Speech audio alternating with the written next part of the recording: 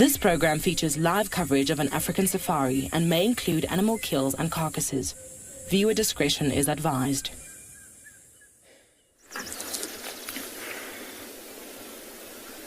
Good morning, everyone. Sharing a gorgeous sunrise with the spotted hyena restfully gazing across the savannah towards the rising sun. What a way to start the morning. Welcome to your safari live from the African bush. This is so amazing. You can see how close he is to us. That is insane! Standing by.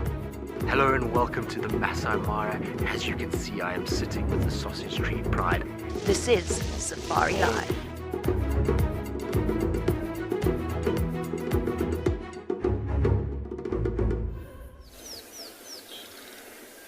Yes, just watching this spotted hyena lazily waking up on this very chilly summer's morning, first bright and clear morning we've had in a long time, but it's gorgeous. Hi, my name is Mike, and behind the camera we've got Seb, and you've joined us here at Ecotraining's Pridelands Conservancy, where we're coming to you live this morning, enjoying just the cool, still morning air and the gorgeous sounds of nature first thing, and it's quite a way to wake up. Oh, no hyena's waking up for us. Good morning. How are you doing? Maybe I'm speaking a little louder than I was a moment ago, and it's just perked its head up to see what's Mike doing? What are Seb and Mike doing? We're not doing too much except for watching you. You can see it's awake, it's listening around, its ears are moving back and forth. But it doesn't want to wake up just yet. I mean, if this is the hyena, I don't think it is the one that's heavily pregnant or just given birth. But if it is, it's probably had a very restless night with the youngsters suckling.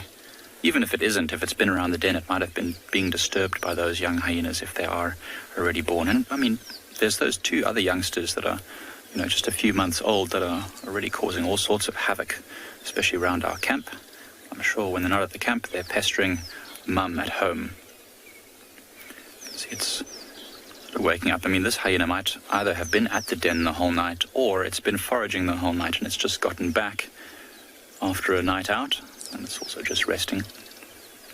Amazing and wonderful camouflage against that dark red earth. Especially, oh, there's another hyena just behind it. Hello there. Maybe this one is also coming back from a night of foraging. This could be a male. We often find that males are around the den sites, but don't often come too close because the mothers will not tolerate them with the youngsters, especially if they're low-ranking males or males that weren't part of the breeding. But could be a female, I'm not sure yet. Well, she's now heard this one coming. See how alert they are. Obviously, it's not an individual which this hyena is worried about. You see, she's already tucked her.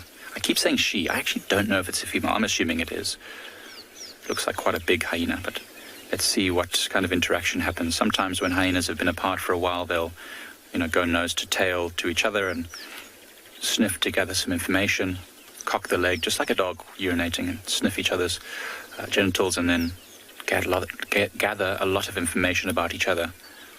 It seems like it's not going to happen. Linda, I think you're right. It is exactly like what I would have done, hitting that snooze alarm 3 or 4 times before you get up. I'm not ready yet for work. Please don't bother me. Just 10 more minutes. Please. It's so interesting how they tuck their feet under like that, just like a cat would. I think a lot of the similarities between hyenas and dogs and cats, you can really see them quite obviously. Like, you don't often see a dog sitting like that, tucking its legs under, but cats all the time. It's very interesting. So there's that other hyena. It's got a very, very spotted coat. It's got a beautiful coat, that hyena. And it's probably not a very old hyena, because generally speaking, as they get older, the spots become more diffuse and they become more just a grayish sort of color, not those black spots. It's moving around in a wary circuit around this den site. Could be that it's sniffing any of the scent marks around there, or scent marking itself. It definitely looks like a young one. This hyena, not interested at all in the nonsense from this other hyena. So this one here looks like a younger hyena.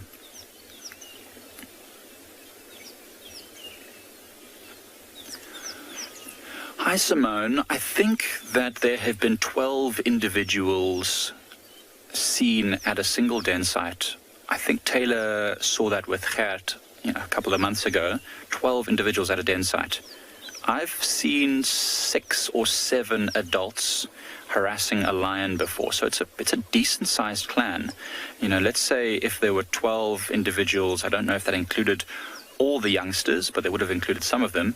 So let's just say this clan is probably between 12 and 15. And that's a decent-sized hyena clan, especially if there are 6 or 7 full adults. They'll be able to chase off most intruders from this area. That's why we really do tend to think of it, us as the presenters and all the guides on the reserve. We've all been discussing this, and Seb and the other cam-ops, we've sort of decided that the hyena clan is definitely the most dominant force on Pride lands.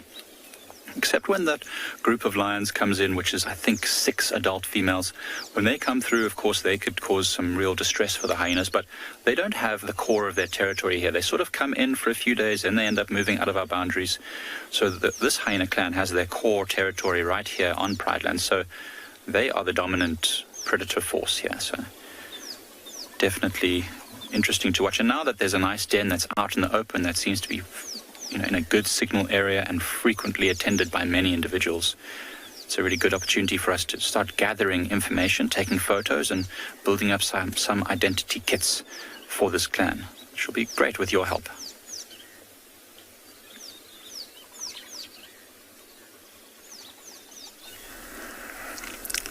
Good morning, everyone, and a warm welcome to the Masai Mara.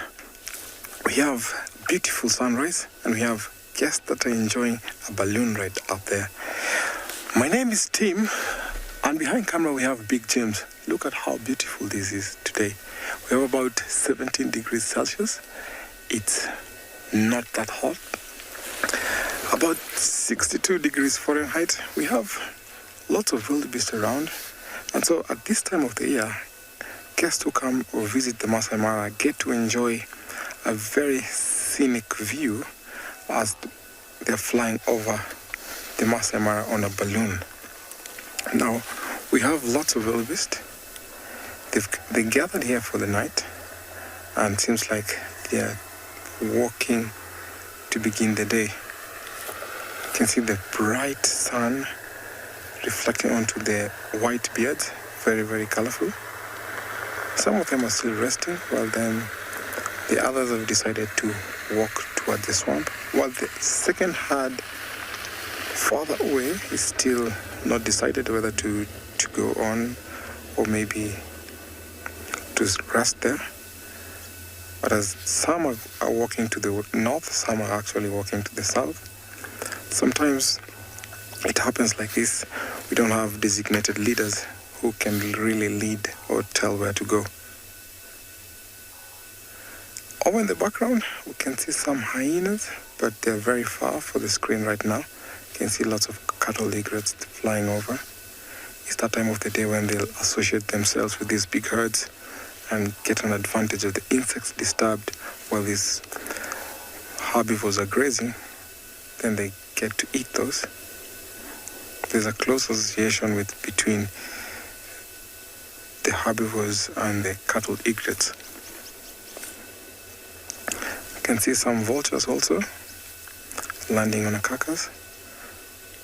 We have lots of kills that happen during this time of the year when the great herds are within this ecosystem. See vultures flying in.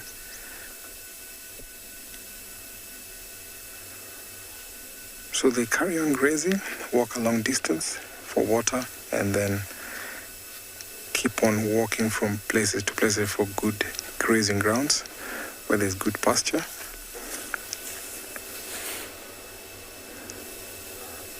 And if you listen carefully, you'll just hear the sound that they emit as they are walking.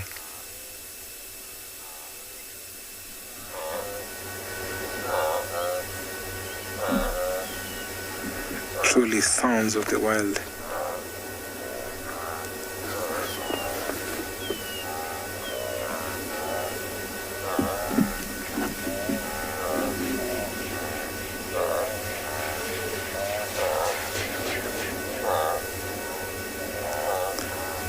How magical and wonderful is it to wake up into such a sound? Now, if you have comments or questions, hashtag Wild Earth, for young viewers, kids questions at wildearth.tv.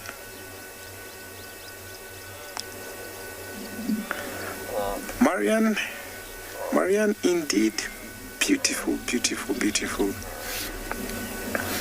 And on our YouTube comment section at FC. So keep your comments coming and your questions, and we'll answer them to you.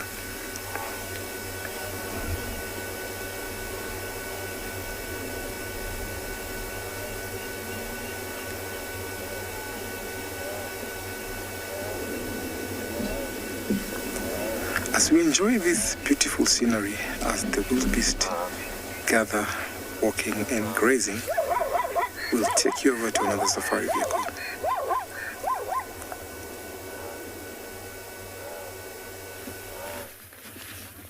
Good morning and welcome to the western edges of the Great Limpopo Transfrontier Park. Here we are sitting beneath the recently risen sun, and it is very pleasant.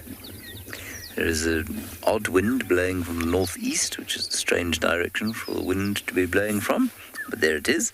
And you'll notice that underneath the risen sun with us is in fact a giraffe bull, and he's got two ladies with him. Yes. Good day. Now you'll see that my name is James Hendry. And on camera today we have got Mpo. I like the elegant way with which Mpo's thumb emerges to the front of the lens. Let's go to this giraffe's lady friends, say hello to them. There they are.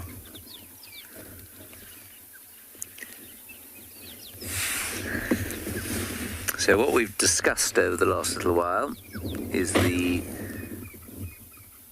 habit of pale giraffe bulls to live on their own, and these pale ones to live in groups and darker ones to live on their own. And I thought maybe we'd found first evidence today of this not being the case, but no, this dark giraffe is hanging with the ladies, not with other bulls. So our evaluation of the experiment continues to be borne out.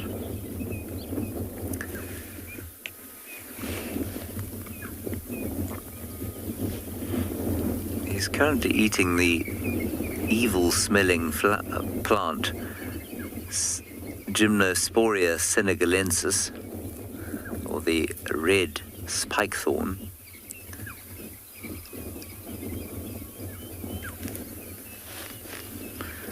I don't think he's eating the flowers. I think he's probably eating the leaves.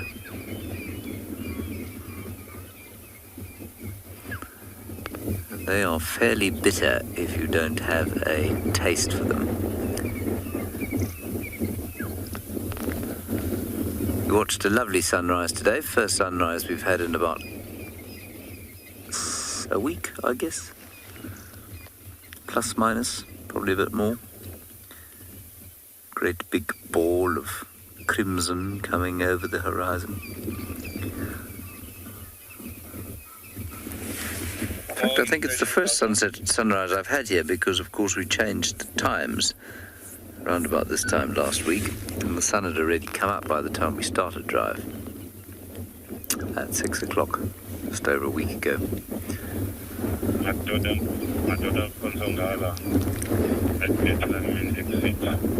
Very close to Hopeless Road. That's hunting. Please remember, you must talk to us using the hashtag WildEarth on Twitter. You can send us your comments, questions, insults, jokes. If you are a youngster, you of course may use the email address kidsquestions@wildearth.tv. I can see another two giraffes as I cast my binoculars off towards the east. They are all over the place at the moment, which is very nice. Please excuse the game drive radio. It's just getting busy because people are starting to move. Niger, come in. Kim, the average length of a giraffe's neck? Oh, I don't know, 2.5 meters? 2 meters? Niger, come in. Guess it depends on whether it's male or female also. There's some very angry squirrels. Let me just Niger, if you can give me, check exactly for you. A big bull giraffe can be up to 4.5 meters tall.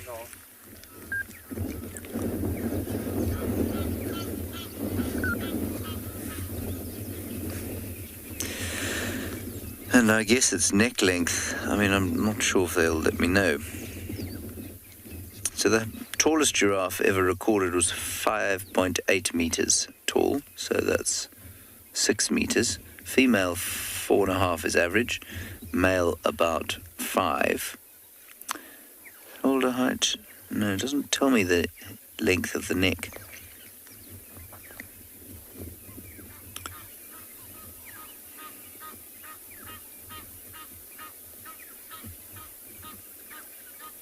I'm afraid.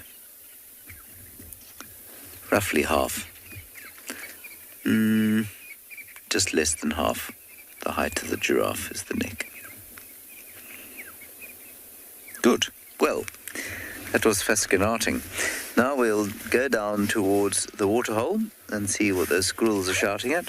Probably just the Wahlberg's eagle, but if we're lucky, it will be a leopard. Dun, dun, dun.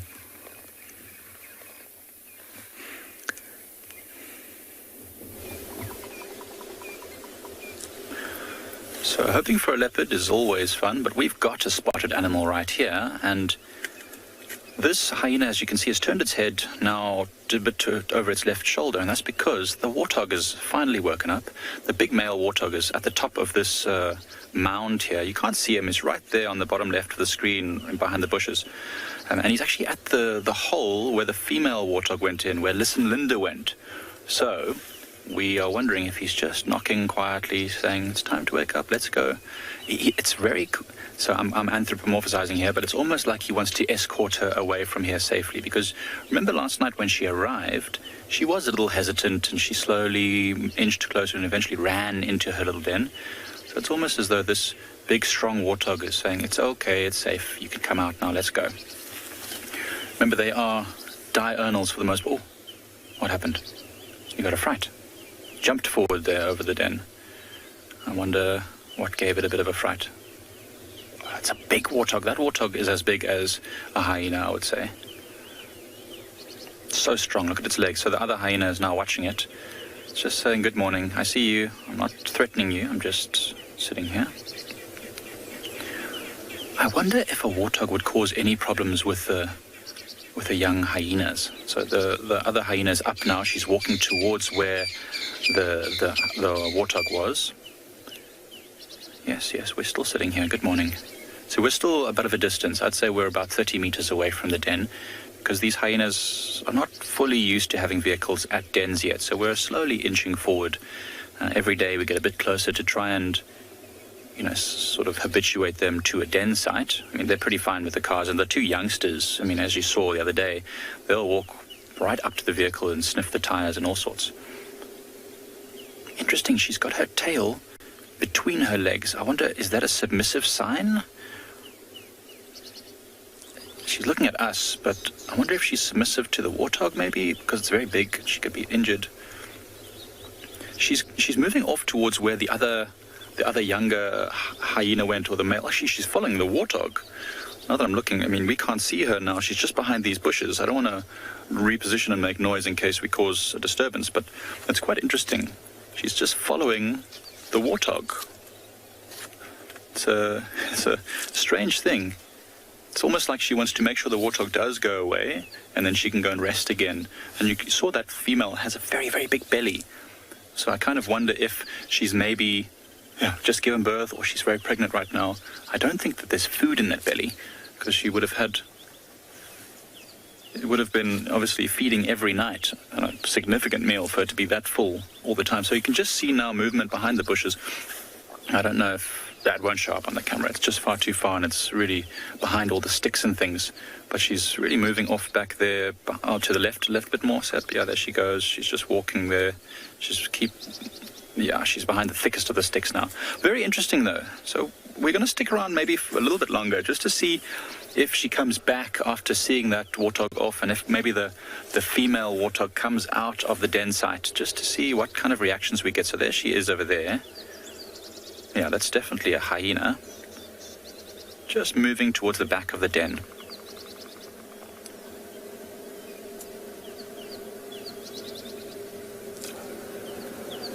Deanna, that is a question I've never been posed before. Difference between groundhogs, hedgehogs, and warthogs? That's a good question. So warthogs are in the pig family. So they're hogs because they're part of the pigs. Groundhogs, I think, are a little bit like squirrels. They sort of... they live underground. They're like ground squirrels, what we have here. Oh, what's happening? Oh, there's the young ones. Hey, the young ones are busy harassing the warthog. That's those two younger spotted hyenas. Very playful things. And there goes the larger hyena as well. Hedgehogs are in another family altogether. I think hedgehogs are quite closely related to... Look at that, all three of the hyenas now. Are those the young ones? I don't know that they are. No, that's the female with the short tail. There's definitely some young ones there, but there's two adult females and probably the two youngsters as well here. That's so awesome. They're moving off far to the left there now, Seb. So Deanna, they're all very different. I think the groundhog is probably more of a rodent family. Hedgehogs, I think they would be sort of in a mongoose kind of family, like a Viveridae, maybe. I'm not 100% sure. And yeah, warthogs are pigs, so that's the main difference. But I'd have to actually look that up. I think I'm going to do a bit of research on that, because it's an interesting question. Imagine if someone would ask me that again and I would able to answer with 100% clarity. That'd be impressive, I think. Well, the hyenas are now moving quite away. I'm sure they'll chase that warthog off, or at least just watch it go, and they'll probably come back a little bit later.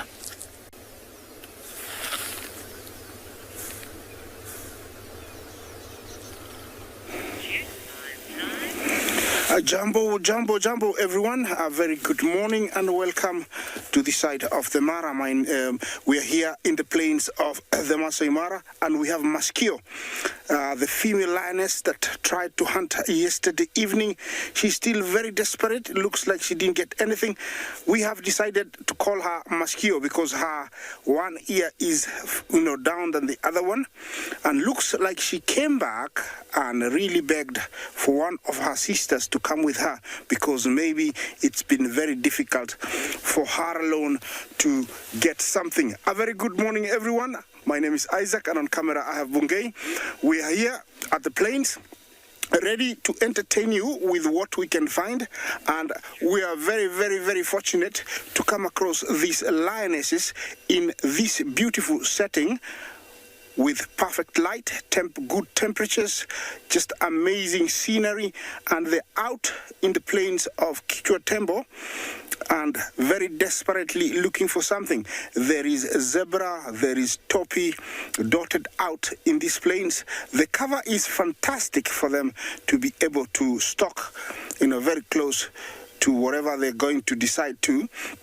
And so this is going to be my mission for the next maybe 1 hour, 2 hours, whatever it takes, because Maskio looks desperate. Like I said yesterday, she means business, and you can see she is even trying to catch up. I think she knows that the sun is going to get hot, and she doesn't want to be caught out here in the midday sun. Remember to talk to us on #WildEarth, or you can send in your questions at FC. Questions and comments are very, very welcome throughout this morning drive. Lions, as you say, or as everybody says, they are lazy. They are not. I think yesterday evening and this morning is a proof, and you can prove that they are not lazy. They really, really work hard when it comes to really trying to get something. You know, Maskio has walked a very long way from where I left her last night to come back and fetch her sister. And as you can see, she's still trotting. She's a very long way away from where I am, and I'm hoping that she's going to get something.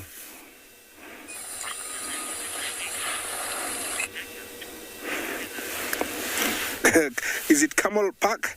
You say this time the lioness has brought backup? Yes, and it needs backup. I think two are better than one, and I'm sure the girl behind is looking at the strategy that Maskio is taking, and she's going to either adapt and adjust to what she thinks is best, and this is perfect. I think once she spots something, Maskio, and starts stalking, the other girl will ambush it from maybe further up, increases their chances of getting something. Look at that. She's quite a long way. I don't know what is there.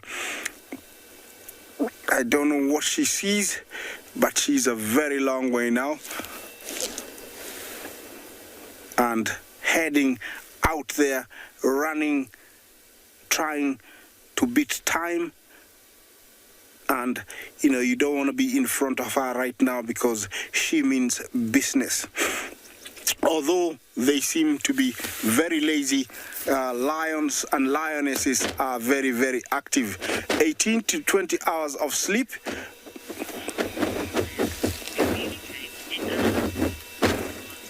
Ron Jumbo, a very good morning. You ask, you know, how do lions communicate during a hunt? Yes, body language. Every now and then, when they're stalking, one will go down, raise its head and look sideways. Then the other one will look, and, you know, that is the communication. The other one will turn around and either ambush from top right or flank it to the right. Usually it is body language. They do communicate body language. They never make any noises because any noises will attract attention. I think, allow me to drive on and try and catch up with them because they are very long way. We are using our powerful camera to try and zoom in so we can show you, but it's very close to a track that I know it's on that side.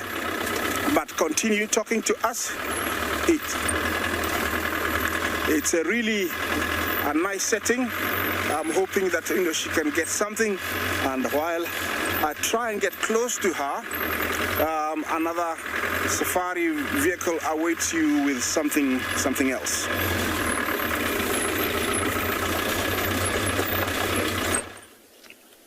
So we've got a bit of a development here. Seb and I are both having a bit of a laugh. So this is the female warthog. Listen, Linda. We've called her Listen, Linda. She's only got one ear, and she didn't want to come out the hole where she was earlier, and that big warthog was looking for the big male. And now she's emerged with a young male. So we're kind of just making a bit of a joke here that she was busy hiding this young male from that large male, and now they're both going off together. It's a bit of there's a scandal happening. So this young male, it might well be her offspring, but it's just funny to think of it, that it's a clandestine meeting, a little bit of a rendezvous there. So the hyenas have all gone now. I guess they've all gone to either follow that bigger warthog or just sleep somewhere else, I'm not sure. And the warthogs have finally emerged, and now they're heading off. So it looks like the den's going to be quiet for a bit. So we'll probably end up leaving this area, but we're going to follow this scandalous story over the next while just to see how this develops. I can't wait to find out who's going to be. It's like a soap opera. It's really like a soap opera. So what I love about being able to do this, being able to sit for long periods watching animals, we really get to develop the social interactions and the relationships between each other. It's quite a wonderful thing.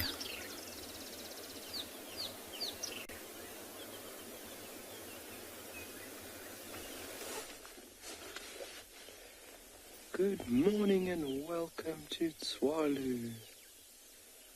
Very beautiful scene we are blessed with here this morning. Myself and Glenn have decided to come back to this mother with these 3 brand new additions just to do an update and see how they're doing. Good morning, My name is Carl and behind camera is Glenn. Welcome to Tswalu. And we thought, what a great way to start the morning by coming to do a little update on these beautiful new cubs.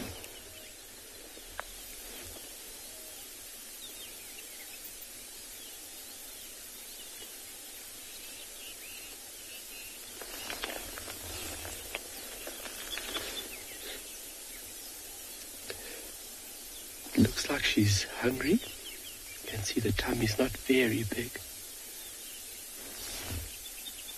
But we had a little early morning cuddle session with Mom and the little one.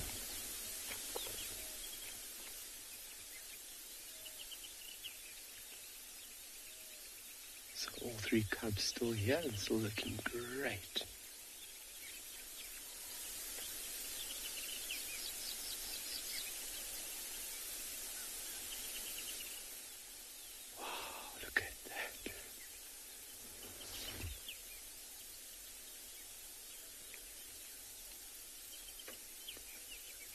It's like kids waking up very early. They've got just a bundle of energy.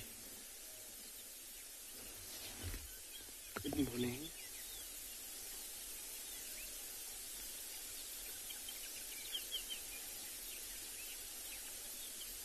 So by the looks of it, it looks like Mom will go off and hunt today. Her tummy was looking fairly lean. Obviously the demand that these little ones take is quite intense.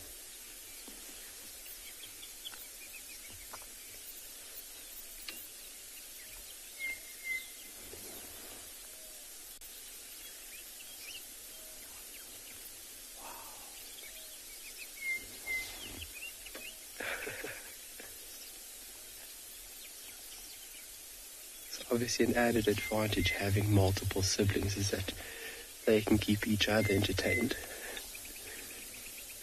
instead of Mom having to do the entertainment.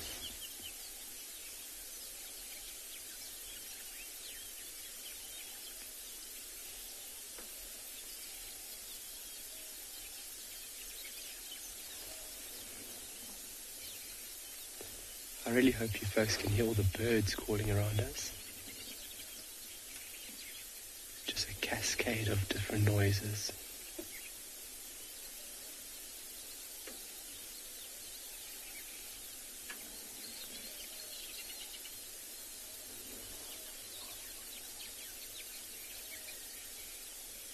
Chuck my baboons in the distance, busy making a noise in front of us.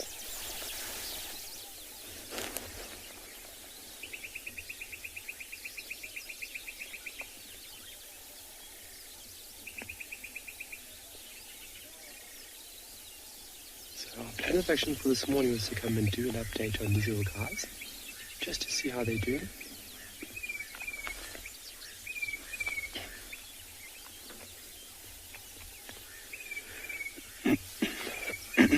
Warren, that's a great question, and something that fascinates me every time when I see it, when I witness it. It's remarkable. They just know when Mom... Body language is a very important way in which animals communicate. Yes, vocalization is one way, and as well as scent, but body language, a lot of information and a lot of information is passed on via body language. So they know by Mom's movements when she's going to go off and get a prey item.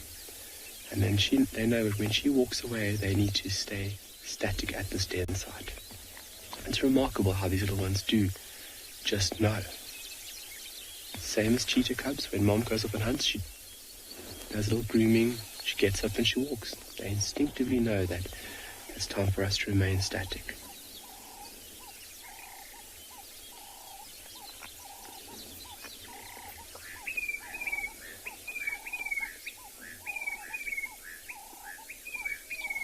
Beautiful call. Bok Makiri was calling there behind us.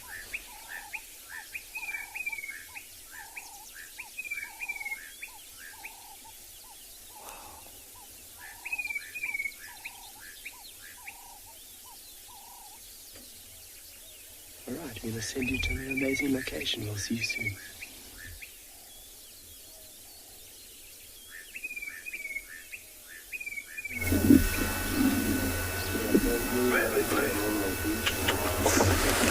So this is a very interesting morning here.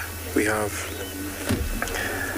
lioness that is closing the gap. I can see some wildebeest who are unaware of her presence.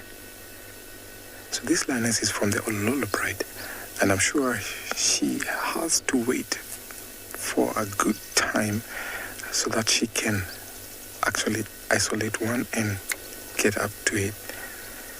Sometimes even if they're this close, they miss out. It's what we call a failed attempt. So she's been sitting here for about 20 minutes. Look at how she's actually concealed herself. She's in a ditch where all these wildebeest are not aware, cannot even see her.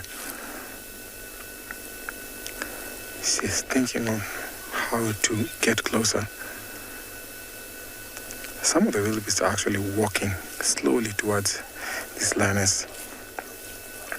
The some that are on the road, look at how she is looking at them.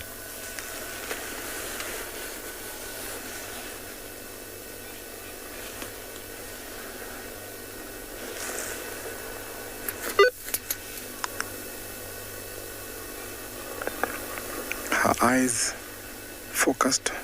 She wants maybe to isolate one, and sometimes they look up to the young ones, old, sickly, and maybe one that is too close, and then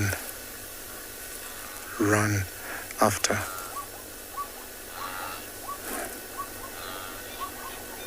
So good thing she's downwind. They cannot really get her scent. That is the reason why they're too close. Unfortunately, she's on a ditch, so as soon as she walks up to them, they might be able to see her, but she has to wait for a perfect time before she strikes.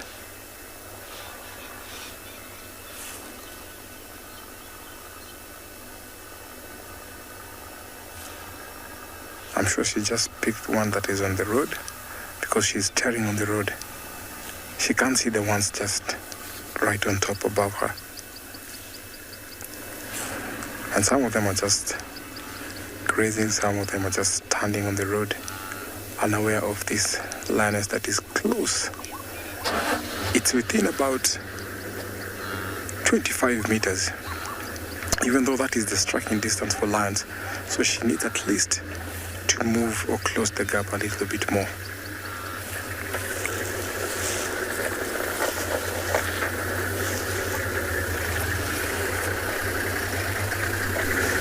So this lioness will be waiting here for a little while, and I'm sure she has to wait for a perfect time before she gets close to this wildebeest. Sometimes it might be this close and then something happens, something spooks them, they are out of here, and she has to wait for a little longer. But I hope she gets something to eat, because she's been trying to hunt for about 3-4 days without success. And I'm hoping she will be lucky.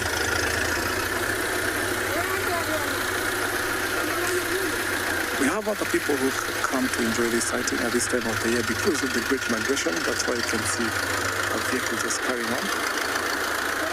People come to see this very beautiful sighting. A lioness just close to the wildebeest.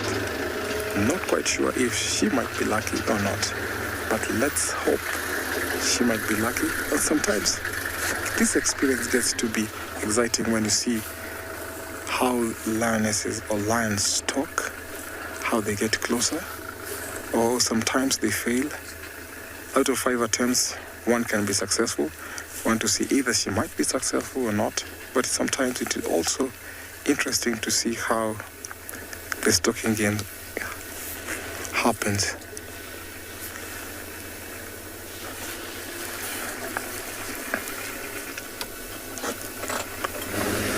We had a herd of elephants here. 2 of them have disappeared into the thick bush, but I think there's another one just around this corner. Let me have a look-see. We heard one going... That's what they did. exactly like I've just done it. But they may be in the very thick bush. Yeah, I'm afraid so. Oh, there they are, straight in front of us. Hooray! Elephants in the morning. It's always nice.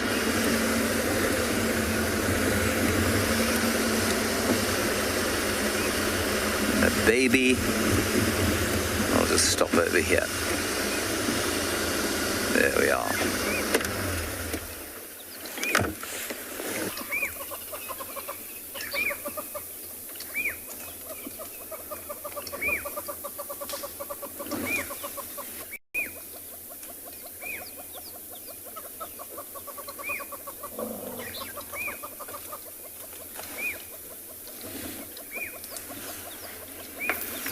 Elephants chatting to each other.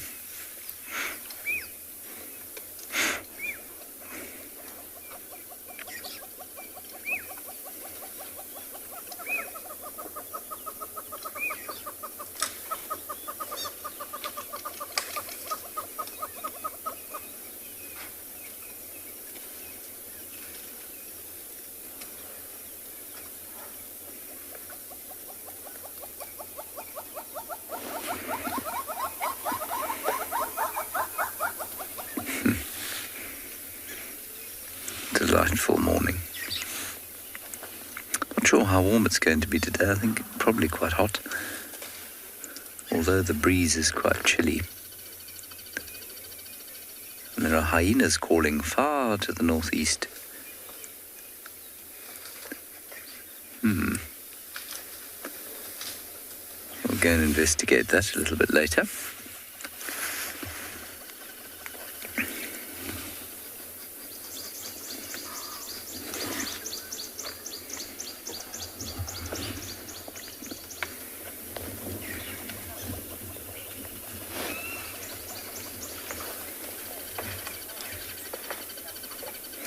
Indeed, stuck in bed, their tusks do grow slowly all their lives.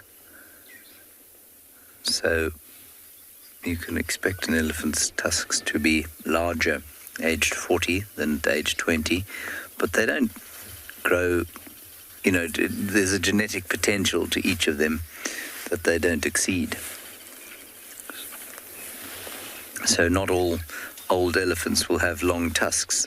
Many old elephants will have very short tusks, but that's just because that's the genetic potential of their tusk growth.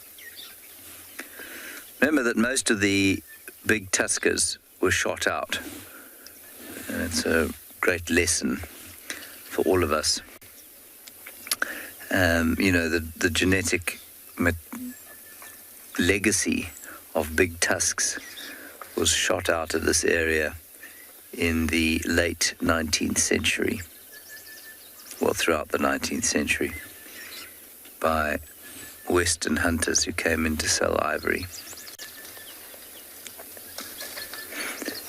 And I always think it's quite interesting it's quite important to remember that when the colonists arrived here with their firearms, there was a bit of hunting going on with the local people, but not a great deal, because they didn't really have much use for elephants and that sort of thing. And they certainly, yes, there were a few ivory runners, but the whole-scale slaughter of animals for their ivory and their horn only came with the advent of the colonial era and guns, and obviously access to markets overseas and demand for ivory and horn.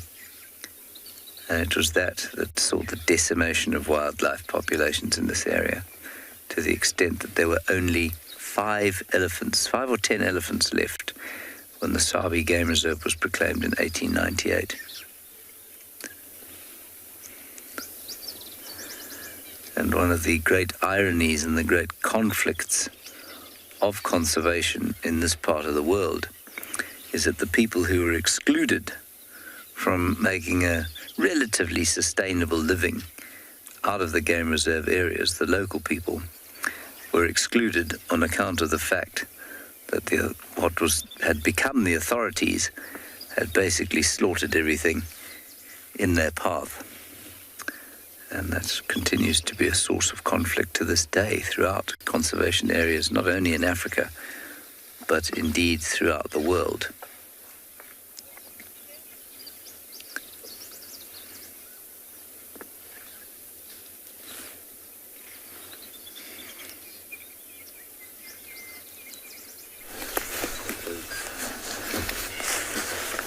So this lion has already failed an attempt. Little did you know there was another lioness here. Look at how the other lioness is yawning. So all these wildebeests have already been spooked. They've already seen her. So it's hard for them to make any attempt. Like I told you before, once an attempt is failed, they just walk away and leave the sighting. So this other lioness had timed it well. So the other lioness that is walking towards us had already positioned herself, but she was too late. Animals have what we call comfort zones. So once they see a predator, they'll come to investigate and walk with them until they lose them, until they make sure that these predators are out of their comfort zones or out of their sight. And as soon as predator has seen prey, or the vice versa, the predators abandon the hunt. Hear them snorting. So these two lionesses are from the Olololo pride.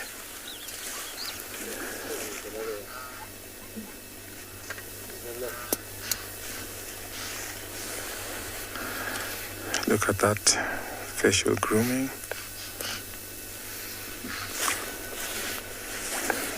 Oh, there's another one that just came in. So there were three. Unfortunately for them, they've missed out on breakfast, so they'll have to go to another side, another area to look for more.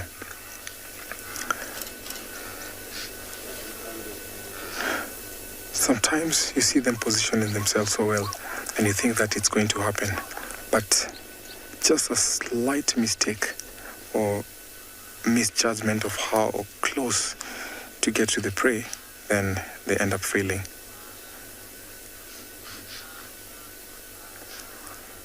With the experience, sometimes they have to use their skills to overpower prey. Sometimes you see them going direct to the lately young ones. But these buffaloes or wildebeest that can be around this area, you find that they are super defensive. They use what we call swarm intelligence to come closer to these lions, and then they chase them away.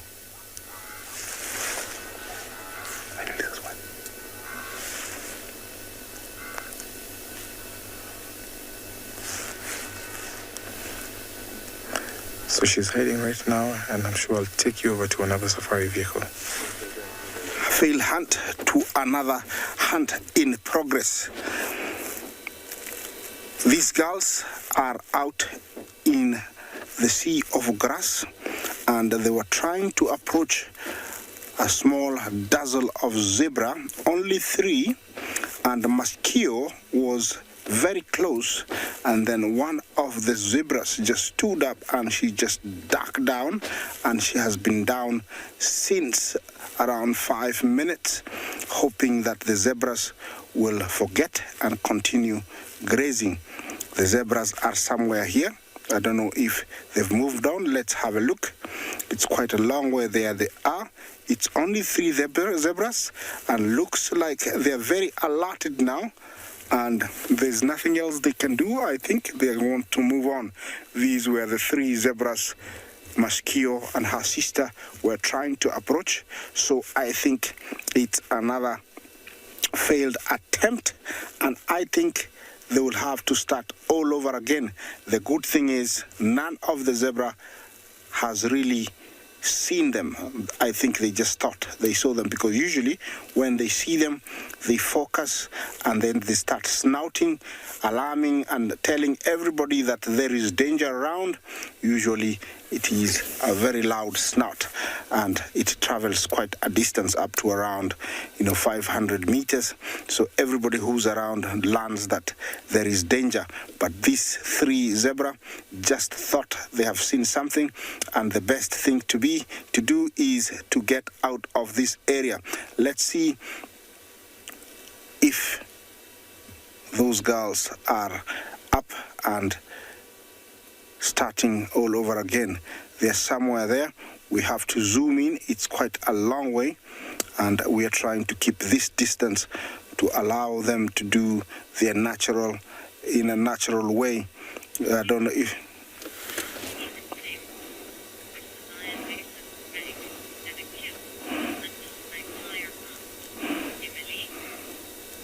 Emily, Jumbo, there is nothing like tiring out for lions when they are hungry.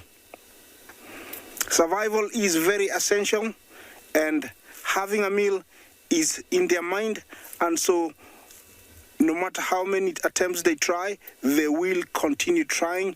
Even if it means they're on their last legs, they will continue trying.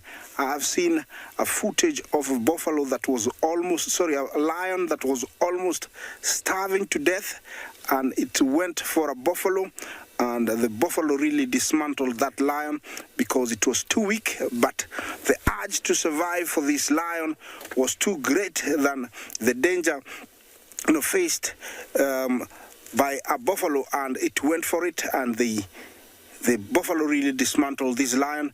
Eventually, I think it starved to death. So if it means they'll have to continue, they will continue. They will continue.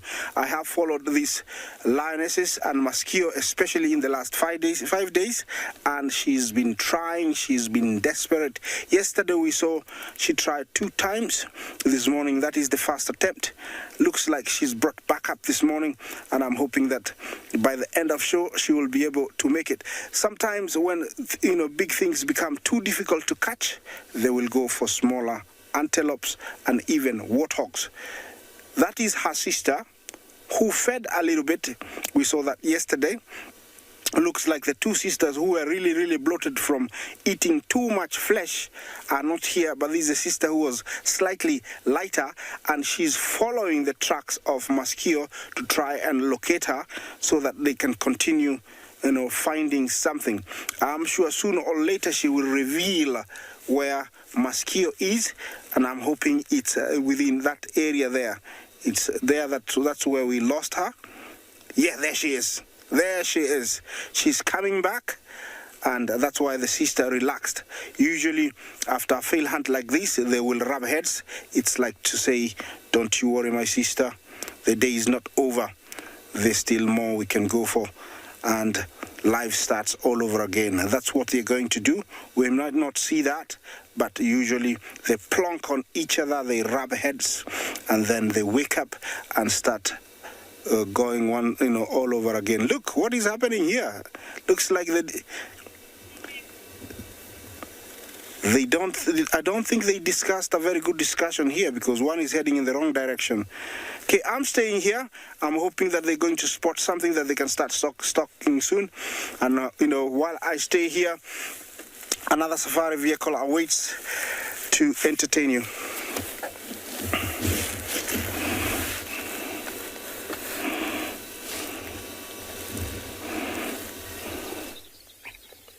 It's really nice behavior to see that you guys have just seen with Isaac, when those lions would do that greeting ceremony where they rub each other.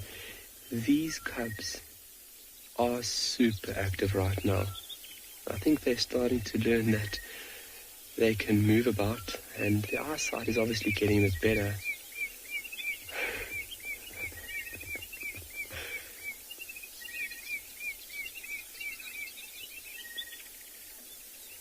They're doing a bit of vocalizing as well, so they're starting to find their voices. But they are just a bundle of fun right now.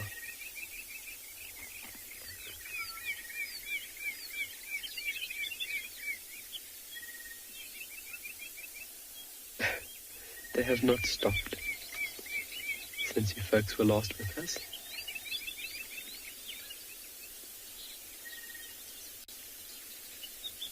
And now each day their eyesight will be getting better and better. Myself and Ken found out now that when we stopped here that they were fixated on us.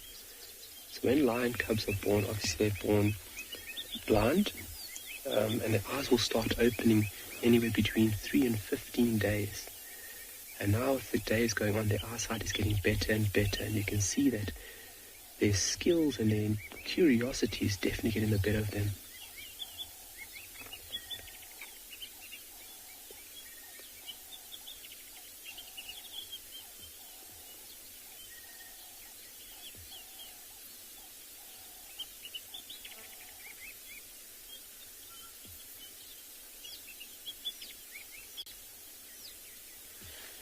Candy Bear, at what age will the lions be able to roar?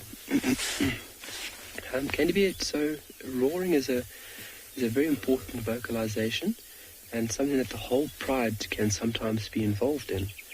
These cubs will start roaring anywhere at about 1.5 years, 2 years with the pride. That obviously won't be as impressive as the adults. It's something that, as with age continues, that roar becomes more and more prominent. Males tend to have a deeper and longer roar than females, and it's an activity that the whole pride can get involved in, having multiple members roaring at different intervals all together. It's quite an amazing sound to behold. But yeah, definitely a very important vocalization for males to establish themselves within an area and to let everybody know that they are occupying the area at the moment. But at the moment they'll be small, cat-like meows. Obviously when they're playing like this, a bit of vocalization. If one gets bitten or one gets a bit frustrated, they'd give a small meow type sound. I hope that was good enough. Oh.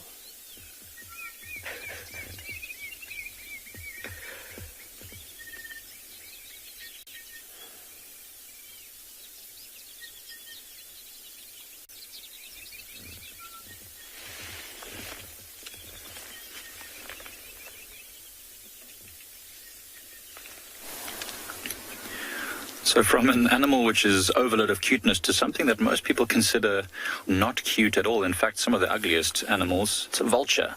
I believe this is a white-backed vulture, and although maybe not as pretty as a lion cub, it's definitely very, very important in the grand scheme of things.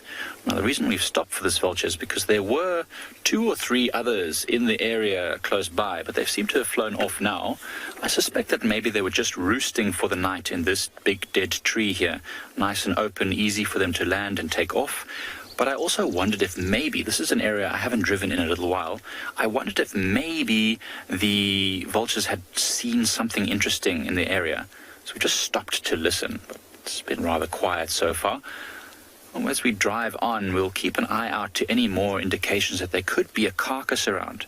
Because as I mentioned before, they're quite important, especially at this time of year now. As it's warming up, diseases and parasites and all sorts of pests can start to flourish. So the vultures do finish off carcasses, anything that's left behind, and reduces the amount of disease that can spread from one animal to the next. They've got very powerful stomach acids, and so they're able to digest and destroy most parasites. Although there's some research to suggest that they might also help the spread of certain negative parasites and diseases like anthrax, for example. There's some research to suggest that anthrax can be spread by vultures in their droppings and on their feathers from one waterhole to the next, although I'm not sure how that research has concluded. I know it was undergoing in the northern part of Kruger a couple of years ago when I was up there. Perhaps it takes a bit longer. But right now it's getting nice and warm. As you can see, the sun is fully hitting the side of that vulture, and it will turn its belly towards the sun and often puff out its chest and its feathers in order to get the maximum amount of sunlight onto its skin in order to warm up. Notice it's looking away from the sun. They've got very, very sensitive vision, vultures and most of the eagles. And although most of them have a way to defend their eyes from the harsh rays of the sun, it's certainly not very comfortable for them to look into it. And the sun would be right at eye level to that vulture if it looked over to the left or to its left. So it's probably just looking away from the sun for a moment to try and keep its eyes nice and comfortable.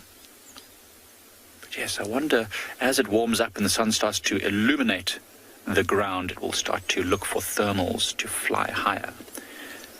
Momo, it's amazing. Vultures can see an incredibly far distance. Now, I read some research recently that suggested that their eyesight is about 4 times as acute or as, how can I say, definitive? No, that's not the right word. It's about 4 times stronger than ours is. So they could read a newspaper from hundreds of meters up in the air, and that's incredible. Now, they also suggest that birds can see in many different ultraviolet spectrums, so they're able to see all sorts of things that we perhaps couldn't see. Now, I don't know exactly how far they can see, but I do know that often we'll see a vulture in the sky and all of a sudden, or rather on a tree, and all of a sudden they'll take off and fly in the far distance at something, and then someone else on the other side of a reserve or a national park will suggest that there's a carcass.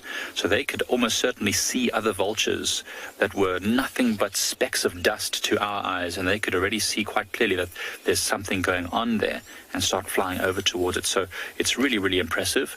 And they can cover huge distances. I mean, the Cape vultures that are nesting along the mountain ranges that are some 50, 60 kilometers to our west will take off from those mountains, fly all the way across to the Lowveld and circle around the whole day and then fly all the way back to the mountains in the evening.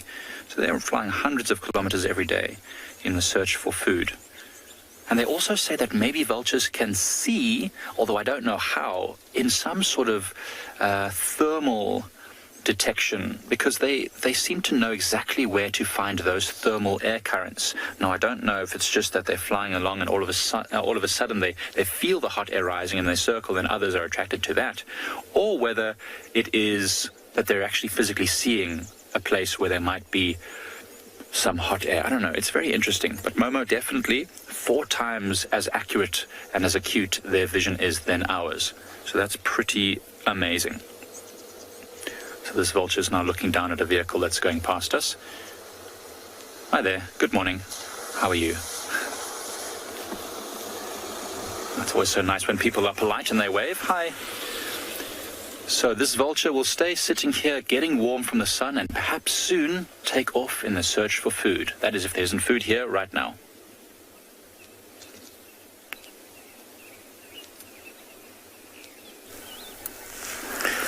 Vultures can see for a long distance away, and sometimes when you see them feeding, it's a good interaction. Now, a lioness who failed or who scooped the wildebeest is out and about walking, trying to find something else. The plains are now being deserted because lots of wildebeest have escaped from this area. Sometimes when they're walking like this, they walk to the bushes to flush out some animals that are like spending the time of the day hiding in those bushes. Sometimes you find reedbucks. Reedbucks here are nocturnal, and you only find them resting during the day. So the other 2 sisters have been left behind. I'm sure they'll join her soon. It's only that she's so hungry. Looks like she's so determined to go after prey. You can see how she's looking at the zebras and wildebeest, walking at a very fast pace.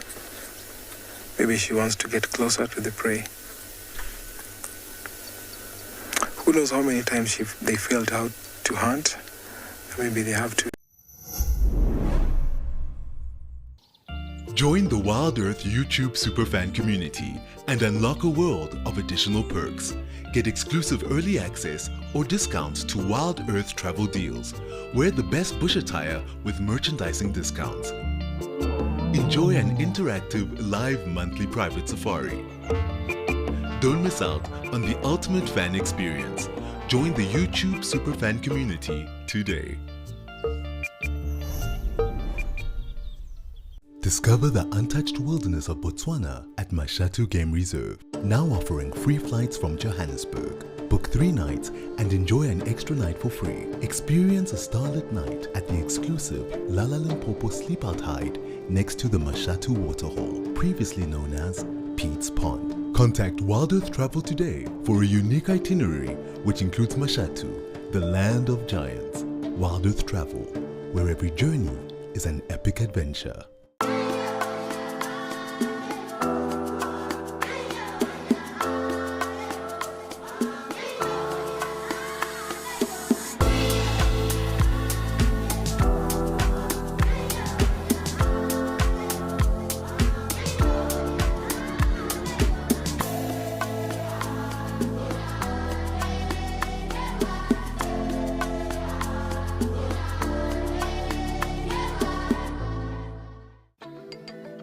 Do you sometimes imagine what Wild Earth would be like without adverts?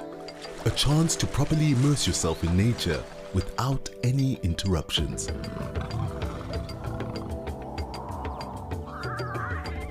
Sign up to be an explorer for a small monthly fee and you can truly escape into the wilderness.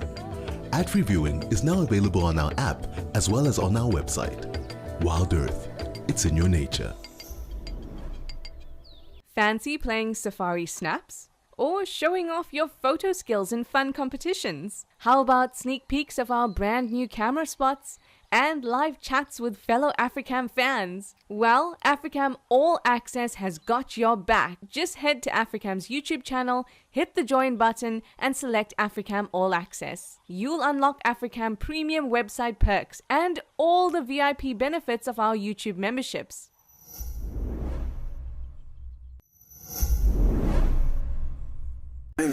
Because of the movement of game, these lionesses have to walk long distance away from their dens or from their pride area. And with this, they walk over into other lions' territories. Sometimes they clash, right?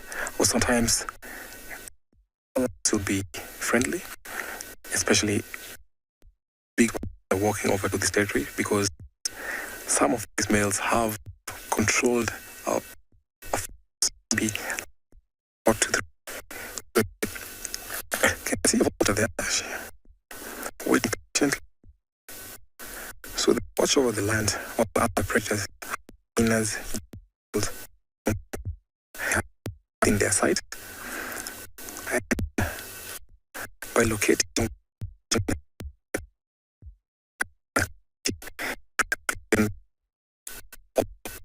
times they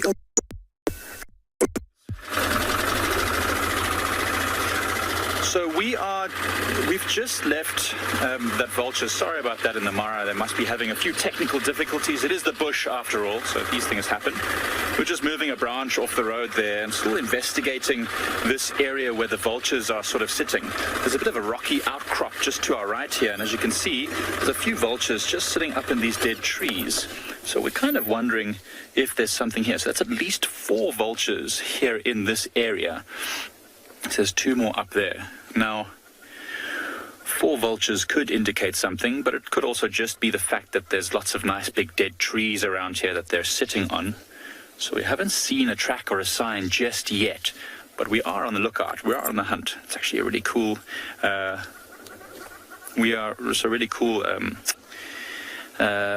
silhouette. Gosh, the word was gone. It's a French word, right? Yeah. Contre-jour. So there's a couple of other birds up there. There's also a grey go-away bird just in the same tree a bit to the left there. It's also a nice silhouette. Look at that. Much smaller than a vulture, but I think much more handsome. It's got its crest up. So a vulture is not a bird that they need to be worried about, but it's still very large and it does have a strong curved beak, so it could be quite painful. And vultures have been known, especially these white-backed vultures, they've been known to catch live prey from time to time. Things like impala lambs or maybe young antelope of some sort.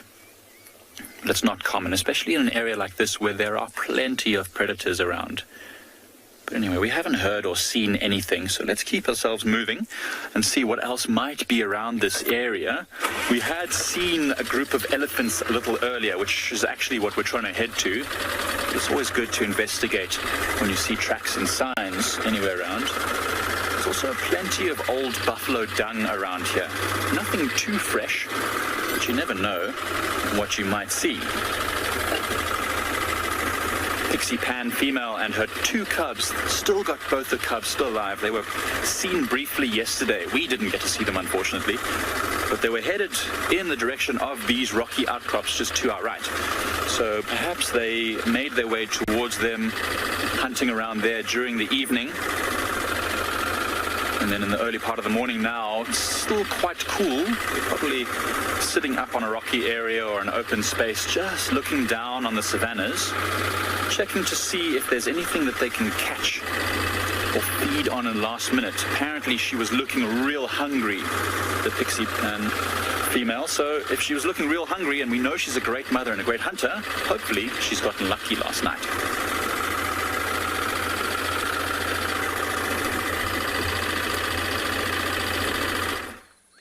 Hello everyone, good morning.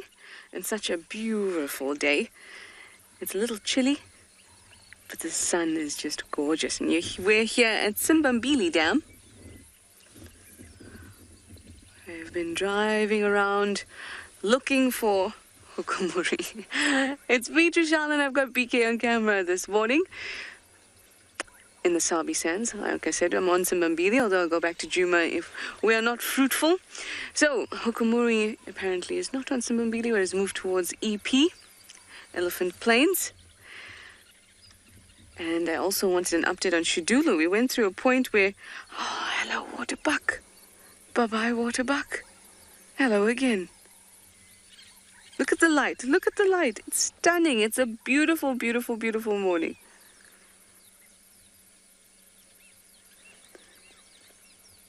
Shidulu also hasn't been seen for a while, but some of the guides say that they've seen her tracks around.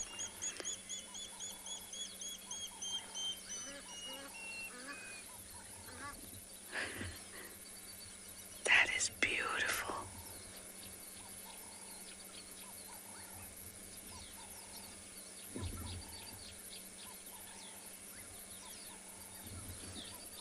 Looks like it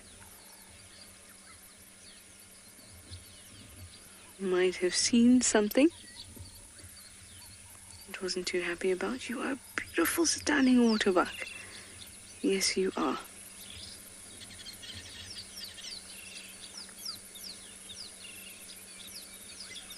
It looks so magical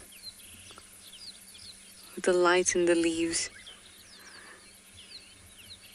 You can hear the water thickly. You can hear the red-billed buffalo weavers.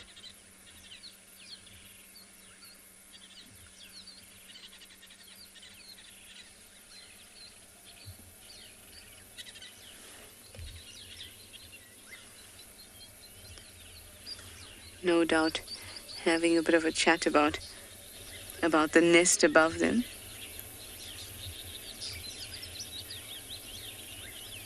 They'll have a nest that's very large with multiple chambers, kind of like an apartment block.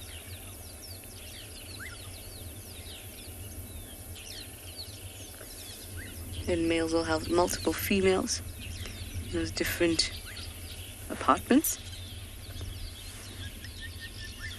But other males can also occupy different parts of the nest with their females.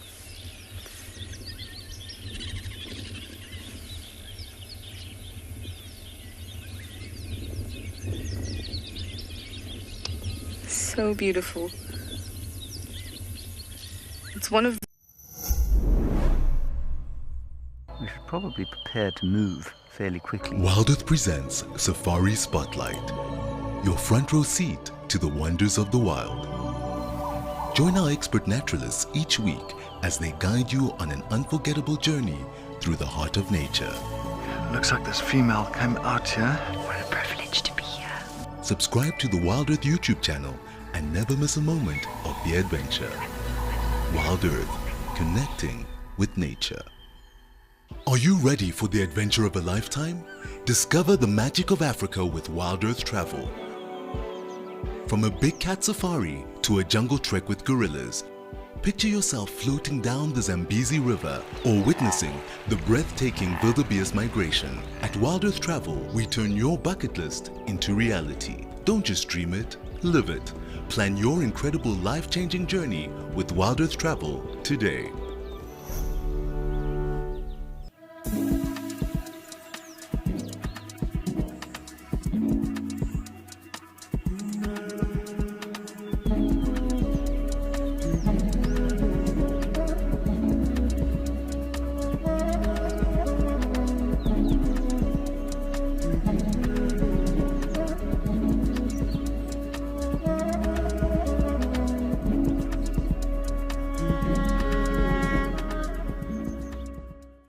Did you know that the Wild Earth team makes weekly behind the safari content? Would you like to get to know the Wild Earth family better? See how we live. This is Igor's bedroom. Learn about our production process. And see the antics that happen off camera. Sign up to be an explorer and you will get access to all this content and more. Shutterbugs, snappers, and camera buffs unlock the secrets of stunning photography. Join our live workshop on photography, editing, and color grading with James Hendry as he reveals his tried and tested methods to transform your photos. Whether you're a beginner or a pro, this hands-on session will elevate your skills and bring your images to life. Don't miss out on this exclusive opportunity to learn, create, and connect. That's my favorite.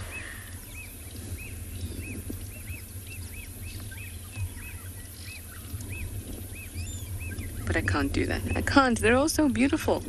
They all play such a special role. Some eating seeds, some eating insects, some drinking nectar, some looking for crustaceans and other things in the water. They're all so important. They're all a little piece to a beautiful puzzle that are birds. In fact, the whole environment. Okay, well, we're going to move on, see what else we can find on Simbambili.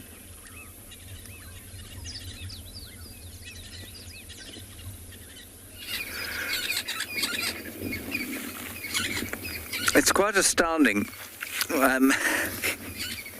A yawn arrived as we went live. I was hoping to put it off, but I had to, I'm afraid, get it out. I'm just confessing to you. Here I am standing on the recently fallen torchwood tree here at Biffle's Hook Waterhole, and I'm investigating the nest of a red-billed buffalo weaver. And this particular nest is being rebuilt all the time. Red-billed buffalo weavers never stop building their nests, and in fact there's a tower that holds an antenna just near our camp that has been absolutely taken over. There must be 400 or 500 kilograms of stick up on the antenna, and here this little chap's brought some more back. It's a couple only. There are only two of them as far as I can tell in this particular nest. Here they come. They're building again. You can hear them shouting at each other, arguing over where to place the furniture such that it is. And I'd hoped that we might be able to see some babies inside or some kind of activity inside, but it's actually so well hidden that it's almost impossible. But I will tell you that there is no nice soft lining inside as far as I can make out. It's all just these extremely uncomfortable thorny sticks, which I'm sure are very protective for the babies, but not particularly comfortable to lie on. Still, if you're born on a bed of nails, I suppose you've never known anything different.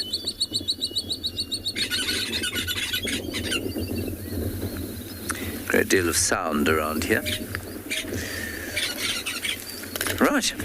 We're hoping to find some evidence of the hyenas that were shouting when we were with the elephants earlier, but I'm afraid I have heard no further sign and not seen any hyenas either. I hope I don't fall off here and do myself an injury, which would be embarrassing. Here come some people. They are all dressed in various kinds of khaki clothing and winter gear. Anyway, so that's the red-billed buffalo weavers. And we'll see if we can get lucky with something else.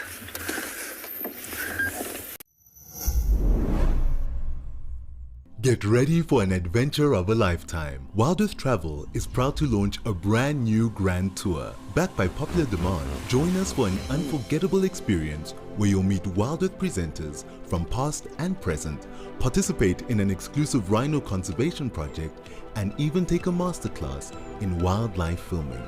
And of course, you'll get up close and personal with your favorite animal characters. Book your spot now and dive into the wild with Wild Earth Travel.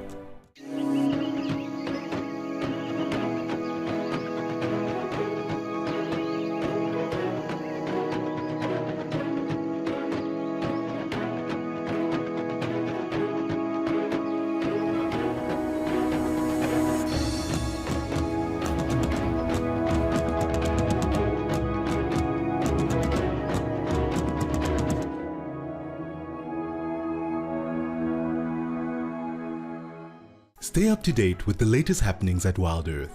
Discover what goes on behind the scenes and get a weekly recap of the best moments on the channel. He's got it! And he's straight up a tree! Sign up to be an explorer and receive our newsletter written just for you and sent straight to your inbox every week. Wild Earth Explorers, a club for people who are passionate about nature. Thank you for joining us and have a fantastic morning.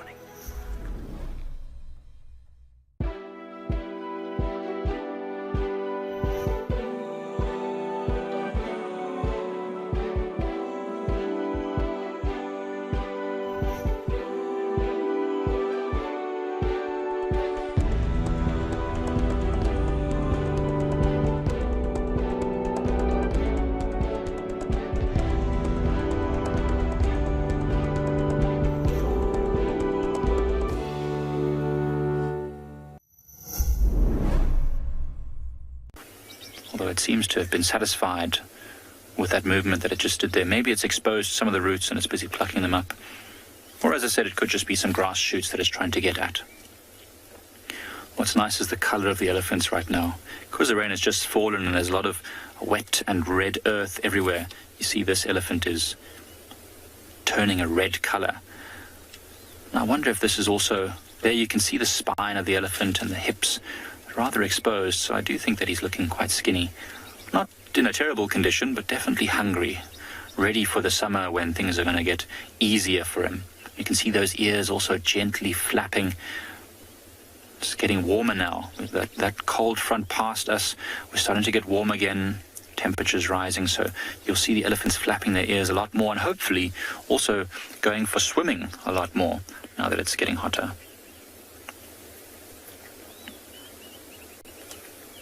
Starlight, and it does. It certainly does. And, you know, this color of the elephant, this bronze sort of reddish color that you see, I mean, it changes depending on where an animal is. So you'll find often elephants in areas like Namibia where there's lots of calcium in the soil, very white, chalky earth. They throw the mud on themselves. They turn a sort of very pale white color. And in places in East Africa, I know, very black cotton, thick, muddy soils, they wet themselves. They turn almost black in color. So here there's a very high iron content in the soil, so that's why it's that reddish color. And so you'll see that the elephants and other animals like buffaloes and warthogs and even hyenas that are digging underground will look that reddish color. So it'll change depending on where they are. Oh, I've got something interesting. We were just talking now, so we passed one of the other instructors and our new students that have only been in camp a couple of days, and I just told him, I've seen for the first time this year African paradise flycatchers. So hopefully we'll get one on video for you, close to Ndlovu Dam. I don't know if you've seen an African paradise flycatcher. I don't have my bird book with me. I was busy practicing my birds earlier, but it's got that long orange tail and that beautiful blue eyes. So hopefully a lot more of our migrants are going to arrive soon, which is very exciting. I love birding, and the summer is a great time to do it. What I'm going to do is I'm going to keep us moving because we've got the elephants here, the vultures are back, the hyenas were just over there in front of us on the other side of this road. And who knows, as I said, along this road is that rocky ridge line where I think maybe the pixie pan female went last night. So let's keep on looking and see what else we can find.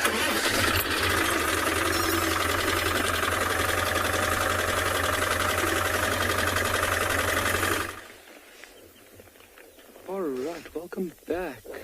These little ones have decided that it's now breakfast time. Mom laying very comfortably there in the sun. and allowing those little ones to get tucked in. So at this stage, a couple of 100 mils a day. As they get a little bit older, a little bit more. But then Mom will then start introducing the process where they will start to be weaned in the next couple of weeks.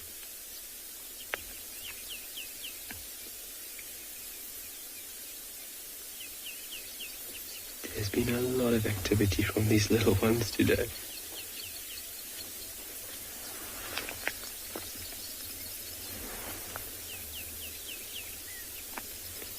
So even at this stage, they might be small, but to fight for the best spot, they would be quite aggressive to one another, snarling, making a few vocalizations, and even pawing and swiping at their siblings to get in. And that's the same process at which they need to go through at a carcass. They need to learn that they need to push their way in there in order to get a meal.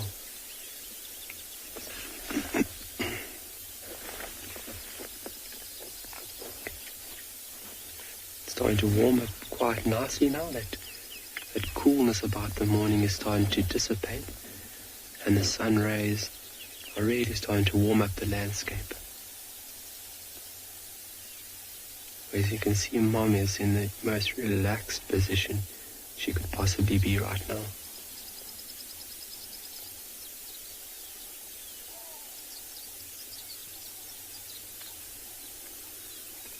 But true to that South African saying, the next couple of minutes it's going to be maag is full, their stomachs are going to be full, and their eyes are going to be closed. What a better spot to do it at.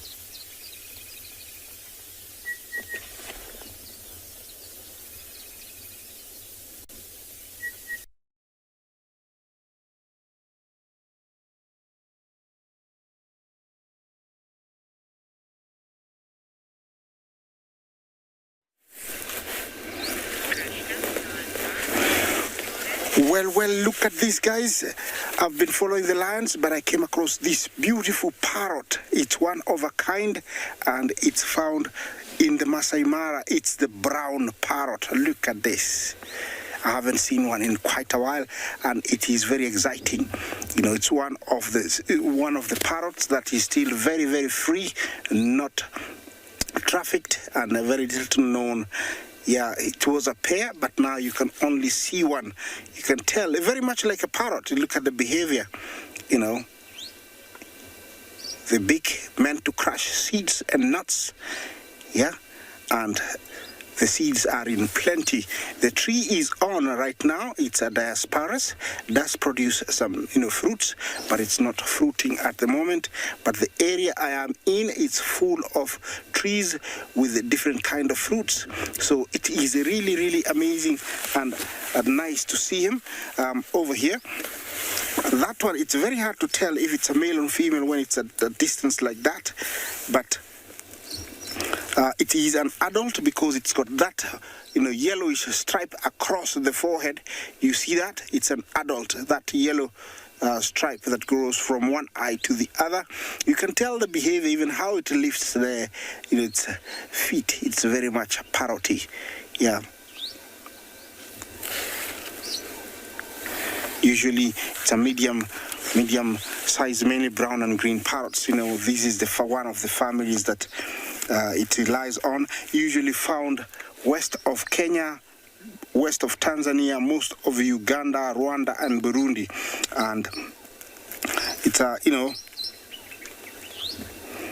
it's a resident of mostly wooded savanna and places with plenty of baobabs. You will find them. You hear him calling? Tweet.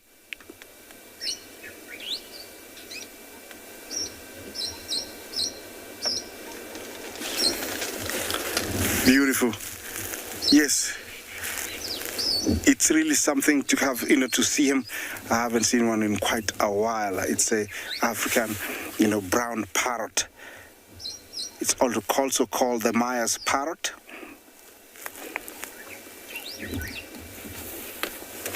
And there's a few in that bush there, but we cannot see them. I don't know if Bunge will pick up another one, but you can hear them communicating. They're calling each other.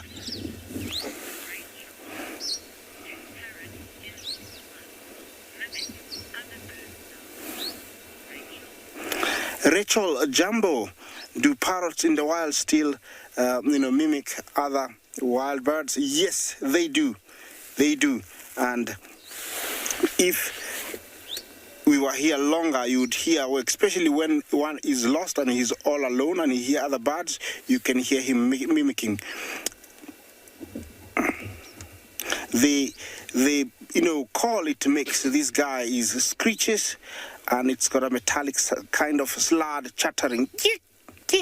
That, that's what it's making right now. So they do mimic other birds. I've seen them mimic. Thank you for turning around. Looks like he's, displaying for us. He's performing for us. Did you see that? Very much. I'm sure most of you have seen parrots, and the way he turned is very much, parroty. And he's very, very happy in his own world there. I'm hoping that another one pops by so we can have two.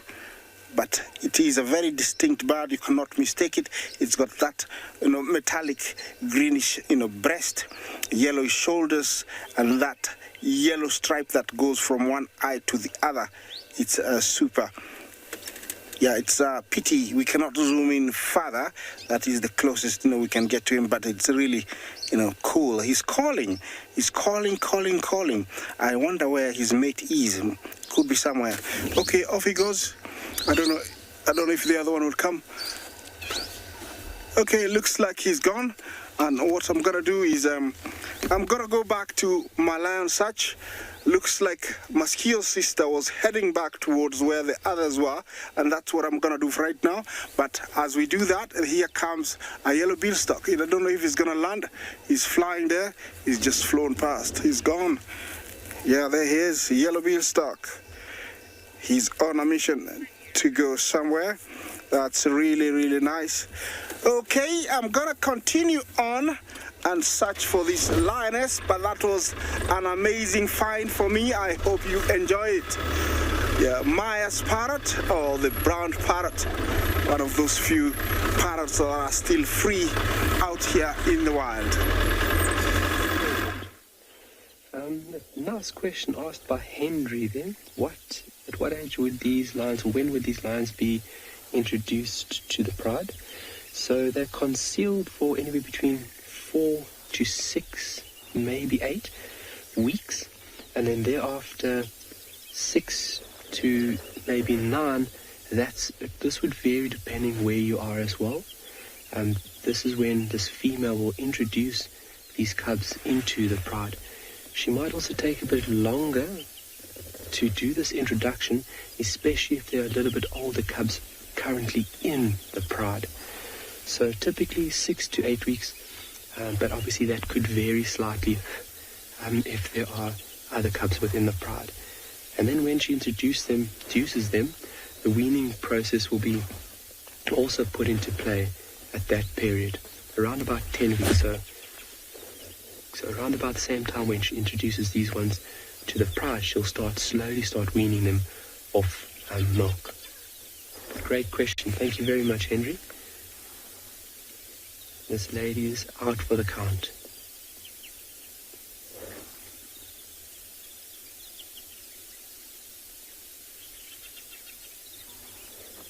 Got some baboons calling in the distance. All the beautiful sounds around us.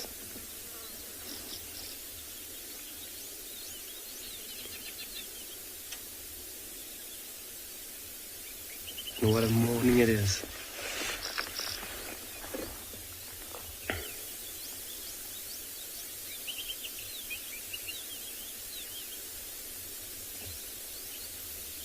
It's nice that you can snooze like it while the little ones can do what they need to do. And you'll find that they'll kind of just roll over and continue snoozing for a period. And with full tummies, they should be up again to be that bundle of fun.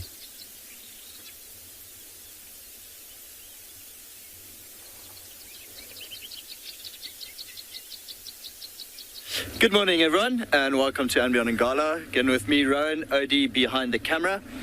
We've had quite the interesting morning. Drove out of camp, turned left, and there was Makoti male, the young male leopard. So we sat with him. This was before the show started, just around maybe 5:10. And then he ventured off-road. So of course, because we had over 110 mils in the last week, we're not off-roading yet. At this moment, what we are doing is looking for the Birmingham Pride. So their tracks were behind us on the previous road, going up and down, north and south. So we are actually going to try approach from the southern side, see if we can find them in one of the big clearings here. I know Adam and Tom, two of the trackers, are on foot, so they are walking around seeing which way the trucks are actually going. And me and Odie will just drive around and see if we can find these lines. We had them last night, just south of the river. Sadly, no signal there, and they were quite far into the piece of land, into the block, as we say, or as we would call it. So I'm hoping that we could show them to you today. Hopefully today stays sunny and it dries up quite a bit. We are possibly going to go off-road this afternoon. Fingers crossed for that.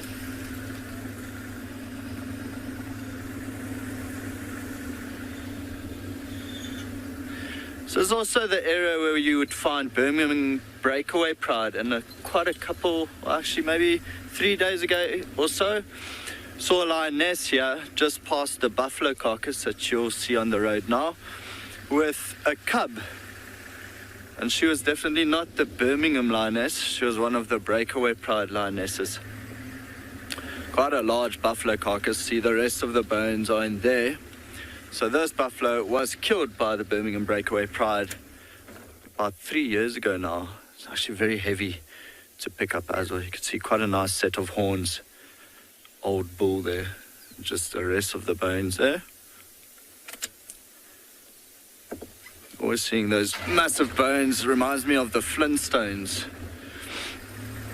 How they used to pick up their bone and eat from it.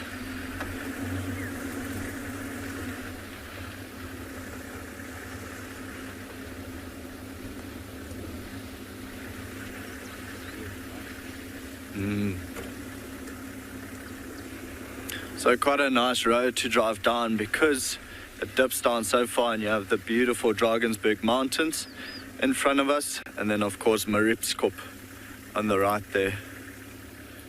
The beautiful area this.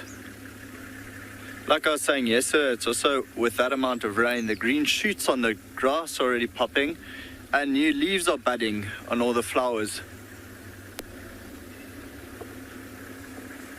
Gonna slow down here a little bit, see if there's any lion tracks or maybe a lion itself. It's about time we see the Birmingham Pride again.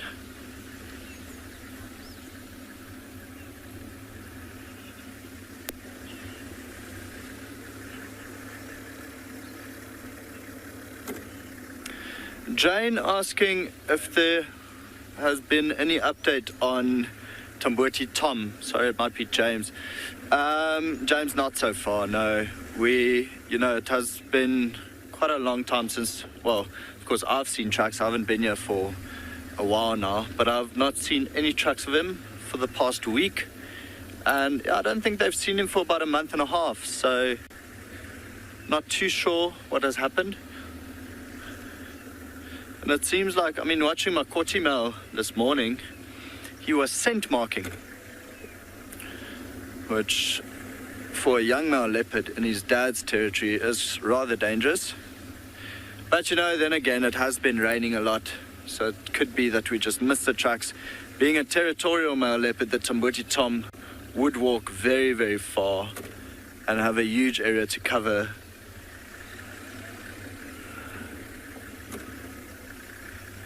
But we'll keep you updated if we do find him. I'm pretty sure we'll happily show him on Wild Earth. Okay, no sign of lions here. She's talking about territorial leopards. Where we are now would be the territory of Mandleve. So he's the father of the Twatsimotso male. Also got blue eyes and half an ear.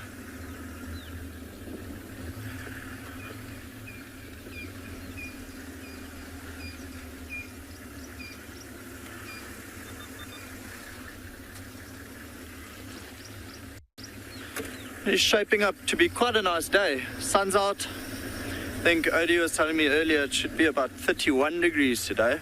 A lot hotter than what we've had in the last 2 weeks. Okay, so we're going to continue going west. There's a road up here that goes north, cuts to our right. Big open clearings. We'll check through there, check if there are any trucks of the Pride maybe crossing west, and then head on to Alfred Dam, the big watering hole, and just hope for the best.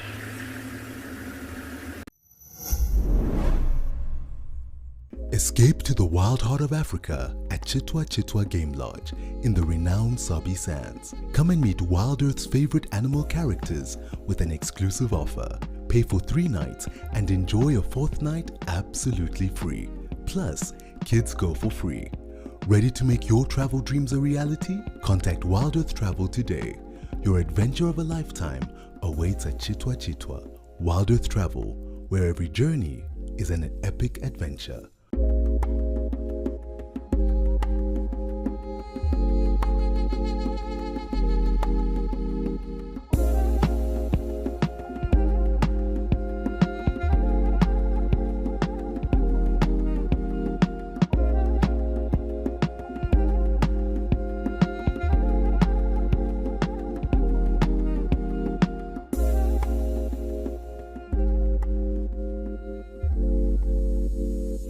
Join the Wild Earth Explorers program and connect with a community passionate about wildlife.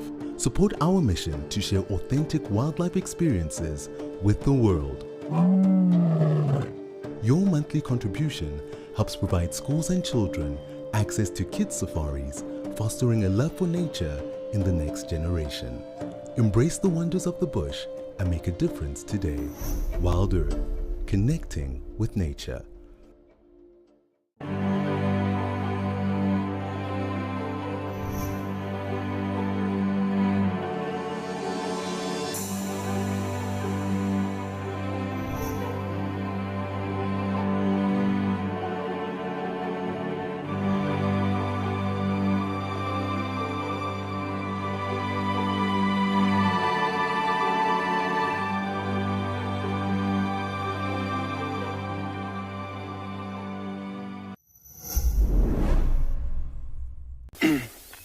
Not going to move the vehicle, but we have lost all visual of those little ones. But if something had to go wrong, they just need to utter the word Mom, and this lovely lady will be up in a flash.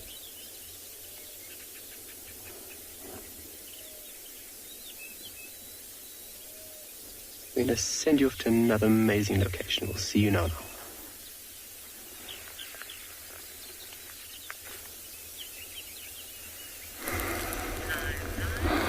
Okay, looks like the formula that Maskio and her sister used didn't work, and her sister didn't like it, and so she has moved back towards where the cubs are. I think this is what the female we call half-tail. She lacks the tip of her tail, and she's headed straight towards where they, tucked the cubs. Yesterday we saw them go in there, all the 3 females, and that's where she's headed. I was hoping that she was going to call them from there, and so we could see them, come out into the open. Looks like she's going to continue on all the way through to where the cubbies are. I'm really looking forward to seeing them because we haven't seen them for quite a while. It would be nice to see them.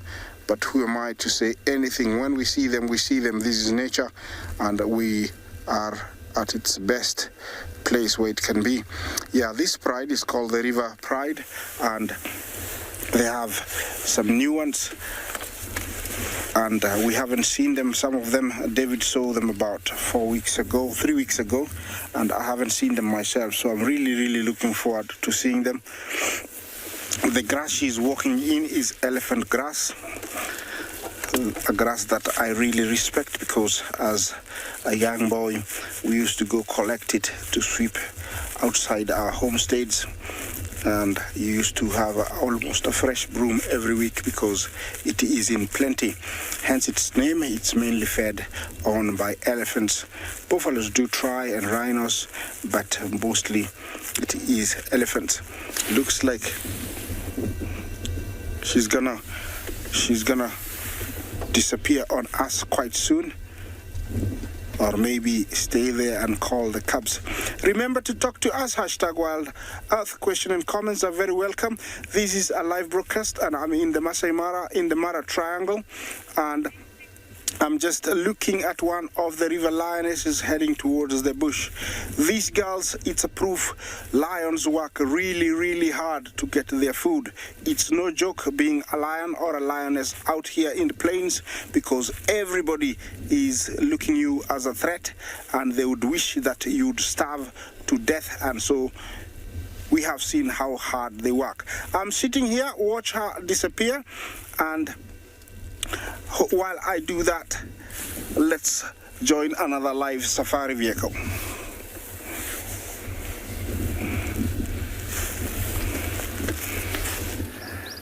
Right, we have come to this astonishingly great sighting of a saddle-billed stork. You can see there 3 feathers behind some grass. It was in perfectly good view to start with, then it went behind a bush and we moved again and it was in fine view, and then as soon as it heard that it was going to be live on television, it decided to move away, which is extremely irritating. Anyway, the reason that we came to this, what can only be described as bog average sighting of a bog-dwelling saddle-billed stork, is that just over the hill here, where we are not allowed to go, there is a pack of wild dogs, literally probably 150 meters from where we are. And so we're just waiting to see if they will come up towards the north. Because if they come north, we will be filled with great delight. I saw a vulture flying over our camp early this morning, and it's unusual for vultures to move at that time of the day, but I've often seen vultures at wild dog kills in the mornings, and I think that if they see wild dogs coming past their field of vision in the mornings, they'll make the effort to fly after them because the chances of success are so high.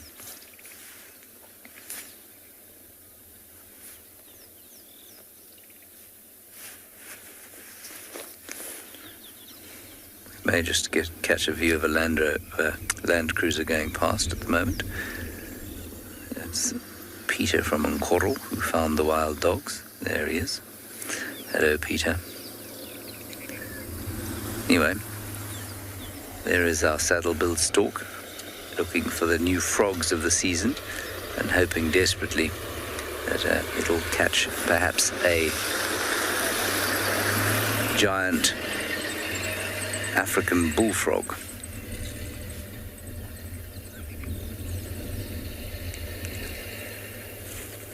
So I think it's worth our while to just sit here, because if those dogs decide to move even a little bit, we're in a good position to see them. They'll probably just go to sleep exactly where they are, though, knowing my luck over the last couple of days.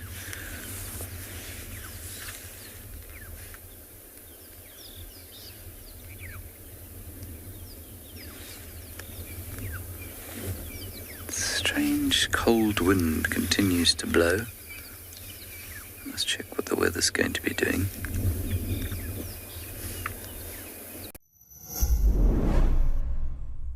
We are thrilled to announce our new exclusive feature for YouTube members and explorers. Join us live every Tuesday for our sunrise and sunset safaris. Experience Tawny Tuesday like never before, with up-close encounters and breathtaking moments. Don't miss out. Become a YouTube member or explorer today and immerse yourself in the heart of the bush. See you Tuesday.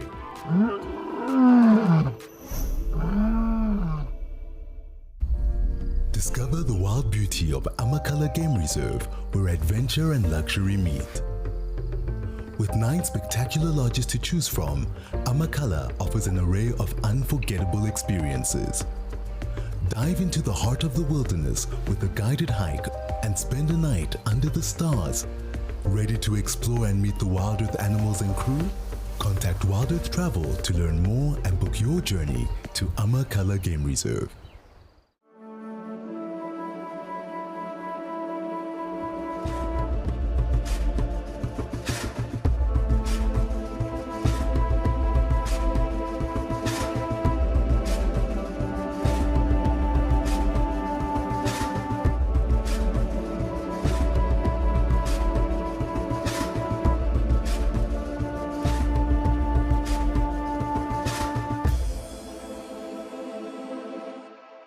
Chatting around a fire is an ancient practice that has connected humanity for centuries, and we want to keep it alive in our modern age.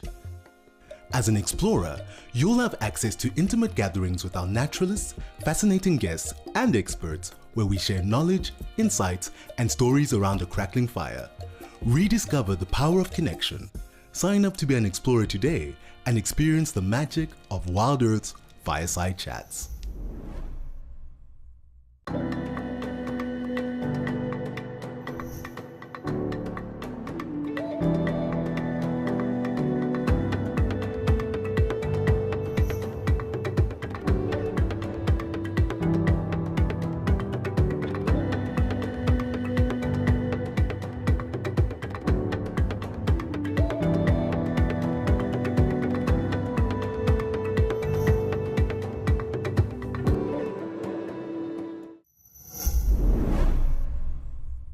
Quite amazing questions of late. Is the stork a relative of the Australian jabiru? I have to confess that I've never heard of an Australian jabiru before, so I couldn't tell you. I mean, I'm going to look it up, that's for sure. A jabiru. How do you spell jabiru when it's not at home? Oh, I see it. Right, okay, Australian, yes, it is a stork. It would appear to be a relative of the stork, yes. How amazing. It does look like it. It looks very similar, actually. It's also an airport manufacturer, which is making my search slightly more difficult. So yeah, it's probably the same family. Storks go all over the world, certainly all over most of the eastern hemisphere. I'm pretty sure they're found in the United States and South America as well. No, the jabiru is not in fact native to Australia.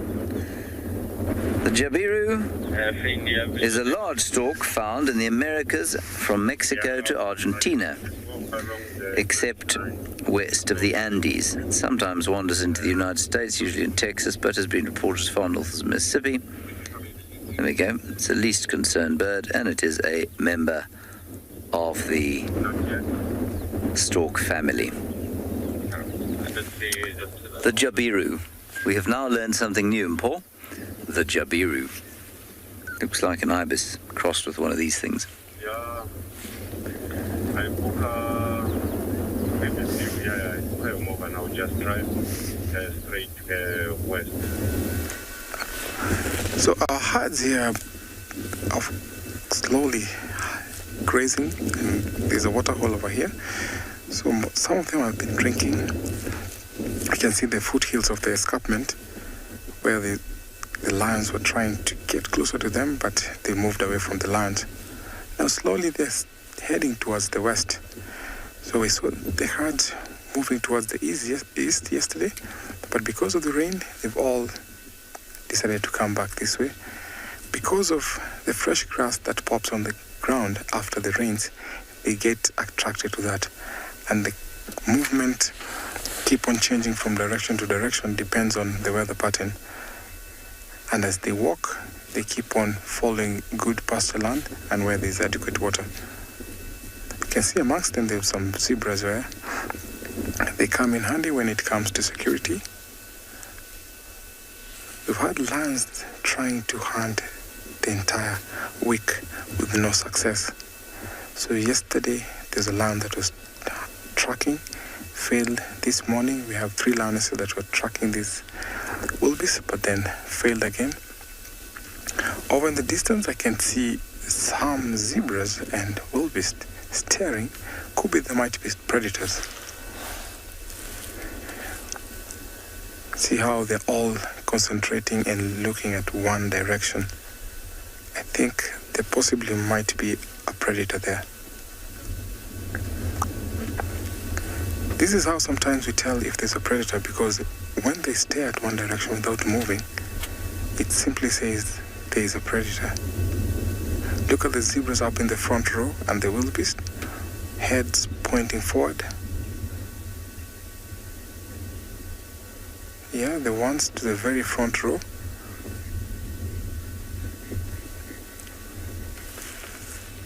Looks like they've seen some lions over there, and you can see slowly the herds are moving towards the left.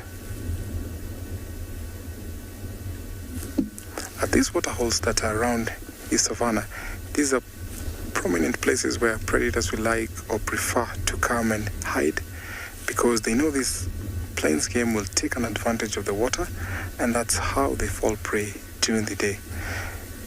Because after the rains, these pools provide them with water, so they don't have to walk a long distance away to the river. But if these ponds are dry, then they have to walk sometimes long distance, about 12 kilometers to the water or not. See how they're staring in that direction.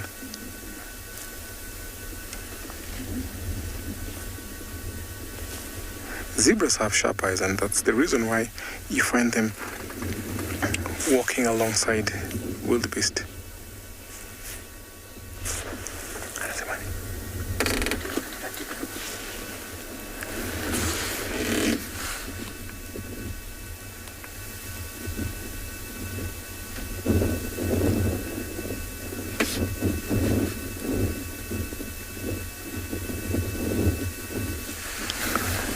Now they're slowly turning back because they've seen the predators.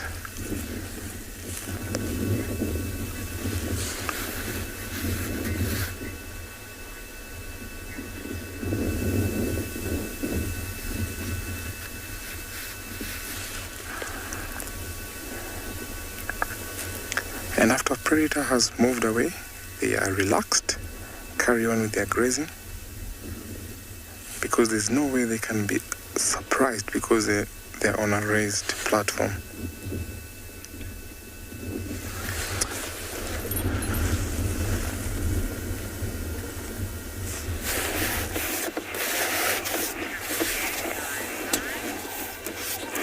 Well, we have left the lioness since because she disappeared on us, and she's got all the right to do what she wants, and we can continue with our daily lives. And we're still in the same area, not very far from where the lioness disappeared on us, and we came across this beautiful female giraffe that is relaxing and chewing her cud, accompanied by the yellow-billed oxpecker. Yeah, you can see the oxpecker is really enjoying being on the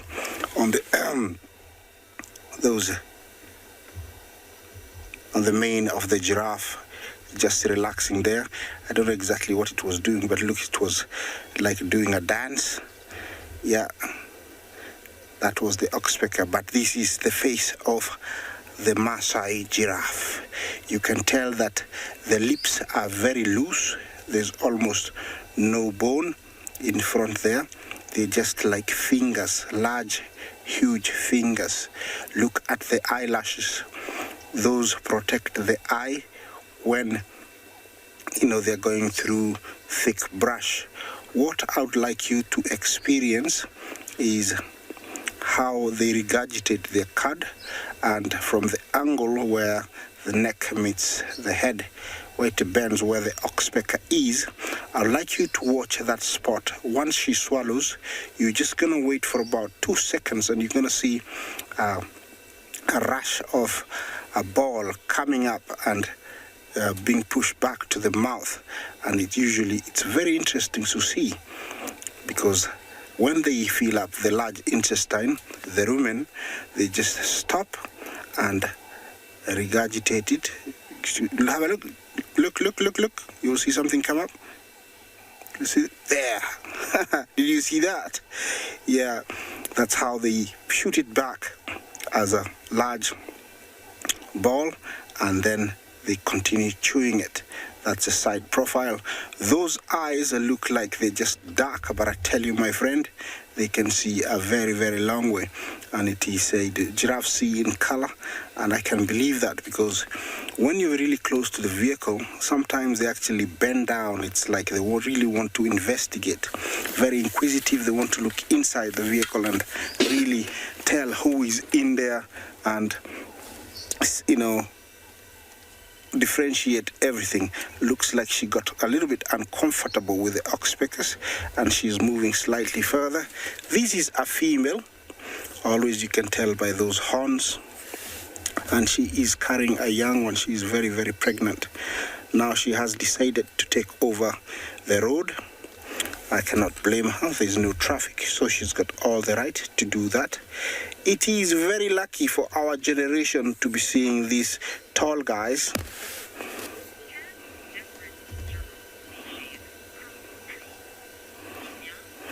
Sonia, can different giraffe species breed? Yes. If a male and female are kept in the same vicinity, they will breed, and already it is believed that in some parts of northern Kenya, the reticulated giraffe and the Maasai giraffe have bred, and we might have a new giraffe in the near future, proclaim that it exists. But yes, they can breed, and the reason is if you put them in a very confined area, when they meet each other, they will breed. But I don't know what comes out, how it will look. Might look very, very different. I'm also using this giraffe as a lookout point, because she's much taller than my Land Rover, and where I am, there is those lions, so I'm hoping she can actually direct me. The oxpeckers are actually picking ticks off the giraffe, at the same time keeping warm. It is, warming up, and maybe where they were, it was quite cold, and so they're warming up oxpeckers. This is, a symbiotic relation called mutualism, where everybody benefits, the giraffe and also the oxpeckers. The oxpeckers are very common in giraffes, buffaloes, impalas, warthogs here in the Masai Mara, and we have two species of them, the yellow-billed and the red-billed oxpeckers. This girl, I think very soon, is going to be joined by others, because on the other side of this bush there is a very good number of them, and they're headed this way, and that's what I'm looking forward to seeing. These guys carry their young ones for up to 14 months. Yes, 14 months. And the young guy is born with the female standing up. Usually it's a very long drop. And once they hit the ground, immediately there's a wiggle. They move around and start trying to stand up. They're usually on their feet within half an hour, and it is necessary to do that.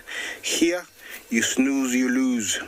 You have to be on your feet as soon as possible, because if you continue just sitting down there, small predators like jackals, hyenas, wild dogs will take full advantage of it lying down, and they will kill it. So they have to be on their feet as soon as possible. About 20 to 30 minutes they're on their feet.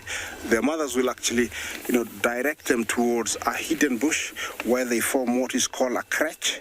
It's a babysitting club where different females will bring their young ones, and then the babysitting takes a place in a very hidden spot for about 3 months, where different mothers take duties and turns to take care of the young ones. where she is, she's very, very safe because with her height, she's got full advantage over everybody else. And she can see quite far. You can tell she's really, really relaxed. Look at that. Yeah, that's a freaky tongue, about 18 inches, very, very long. Gonna shoot another ball. There we go. Yeah, quite a big one. There's a big difference when you're looking at her at that angle. You see her chewing. And then when she's swallowed, it's quite empty. And when it comes up, it's quite huge. When they age, I have noticed over the years that their heads from the neck upwards tends to turn paler. I might be corrected, but that's what I have experienced over the years. And also their necks tend to bend in, sag a little bit the neck. Looks like she is really chewing quite fast. This one here, I would say she's over 10 years. It's very hard to actually age giraffes. It's one of the difficult things that I've had, difficulty in doing. Well, I'm gonna stay here a little bit more. Hopefully those other giraffes will come around and join this girl. And while I do that, let's take you to another safari vehicle.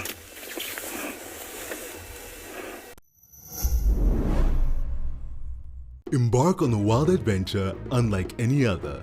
Join our membership program for an ad-free journey through the heart of Southern Africa. Witness the majesty of wilderness uninterrupted by pesky adverts or annoying intrusions. With our ad-free membership program, you can avoid missing any of the important moments and unlock all sorts of other perks. Subscribe now for an ad-free experience across our entire channel. Immerse yourself in the wonders of the wild and stay permanently connected with nature.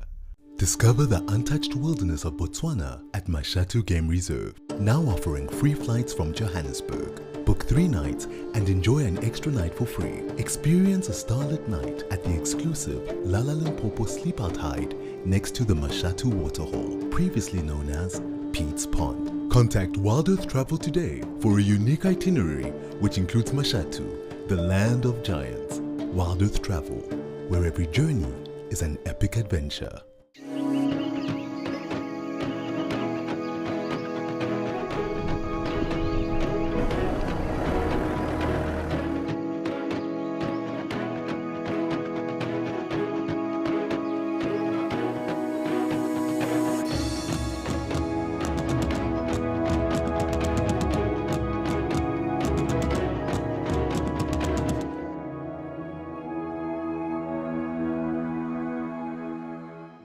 Are you looking to take your bond with the wild to the next level?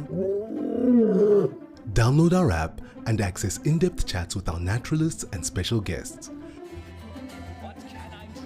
Connect and converse in real time on our Ask Me Anythings, fireside chats, hangouts, and town halls. WeChat, available on the Wild Earth app. Wild Earth, we are Safari. Fancy playing safari snaps? Or showing off your photo skills in fun competitions? How about sneak peeks of our brand new camera spots and live chats with fellow Africam fans? Well, Africam All Access has got your back. Just head to Africam's YouTube channel, hit the join button and select Africam All Access. You'll unlock Africam premium website perks and all the VIP benefits of our YouTube memberships.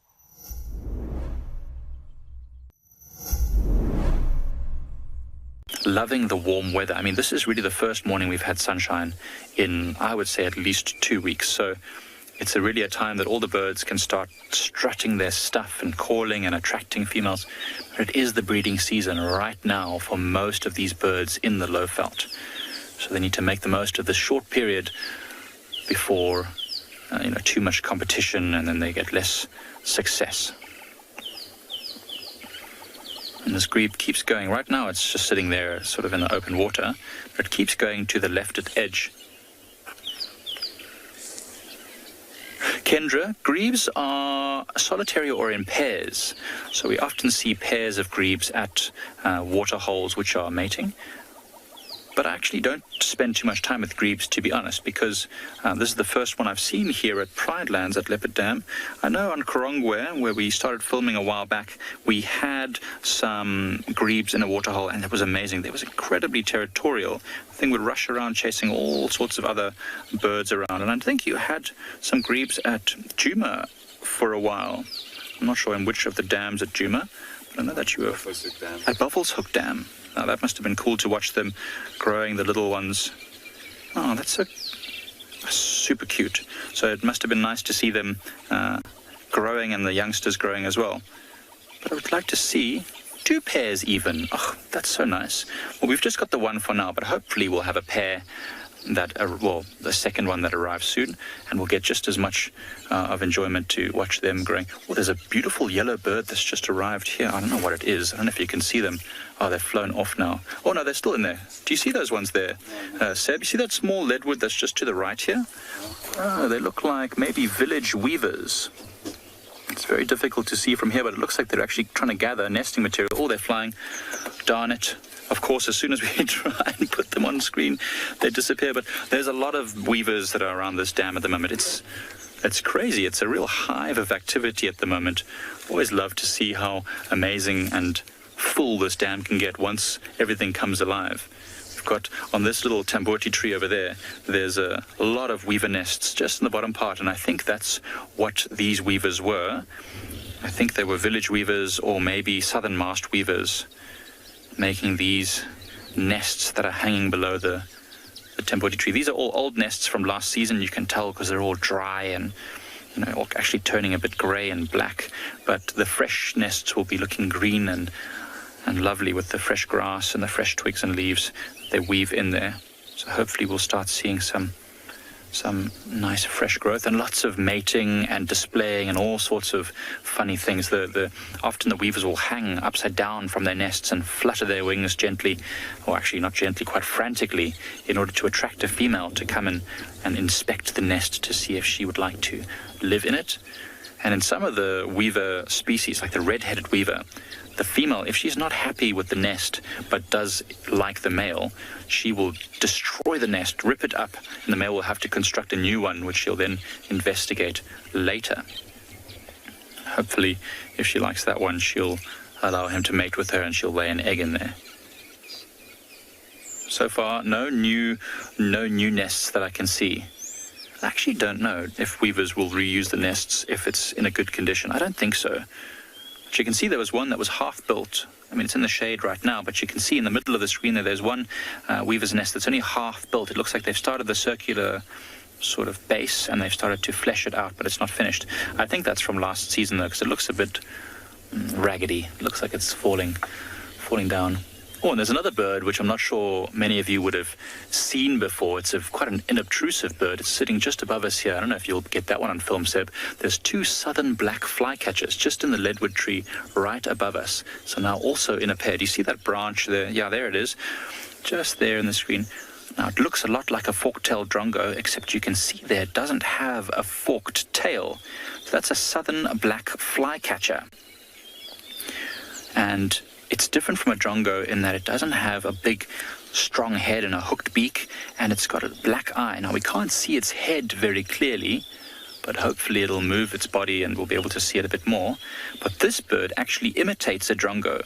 It looks very similar to a drongo, and a drongo is quite an aggressive bird, and so many other birds will just leave the southern black flycatcher alone because they know if it's a drongo and they bother it, it'll start diving at them and sort of chasing them. So it's a very, very nice bird to see. Southern black flycatcher. Oh, and there it goes, the pair flying off to the other side of the dam.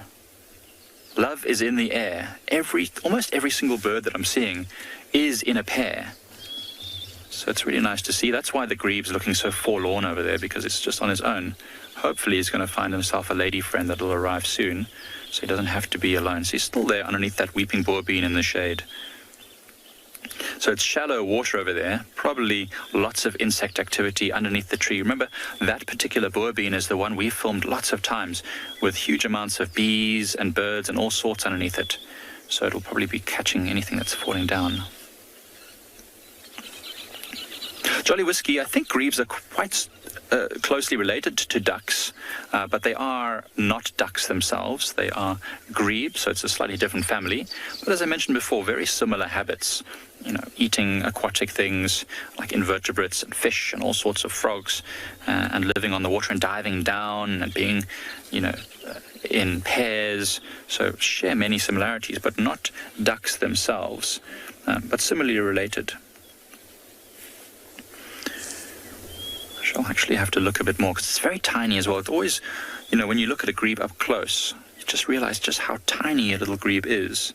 It's a very, very small group, but it's got a big attitude for a small bird. It will literally, sometimes when we are learning bird calls, we'll go and sit at a dam, for example, like this with our students, and we'll start listening to bird calls, and we'll play calls sometimes when students need to learn them. But if we play a grebe's call, this call of the little grebe, it comes racing over the water towards the edge where we are and starts doing all sorts of calling and displaying.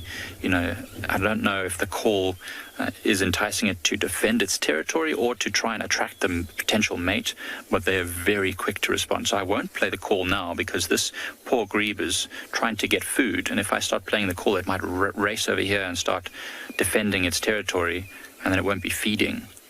It's very important when we're trying to learn about birds and look at them and enjoy them and watch their behavior, to be aware that now is the breeding season. These birds will be a lot more responsive to calls. And if you keep playing a call over and over again, it's going to disrupt that bird from finding a mate, feeding its young, feeding itself. So we really do need to be quite sensitive about it. So never play the calls over and over again, because you don't want to disturb them. It's so nice around this dam. It's rather peaceful, but lots of birds calling. It's so nice. Hopefully we're going to hear lots more migrant birds calling soon.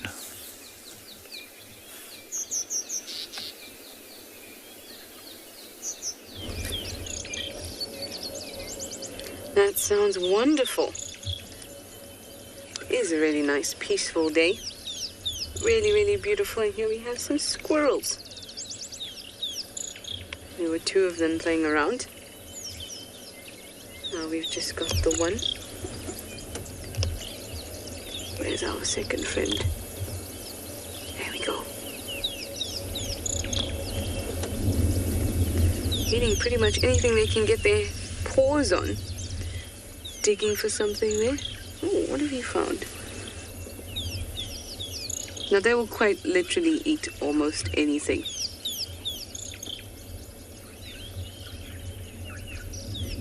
But primarily vegetarian, but they like some insects too, other arthropods.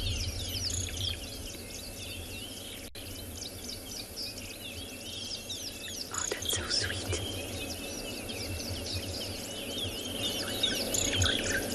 Looking for little seeds.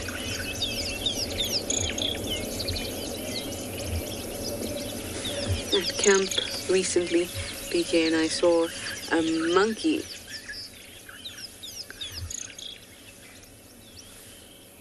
A vervet monkey grab a squirrel and disemboweled it. It was a very violent altercation. Oh, bounce, bounce, bounce. Now when I look at a squirrel, at least now I'm feeling a little bit happier looking at them. But a few days following that incident, and thought, oh, it's so difficult to look at a squirrel. I just remember that squirrel that was lying there. And the monkey. What a cruel monkey. Didn't even eat it. Just kind of grabbed it and threw it to the ground. Oh, they're having such fun.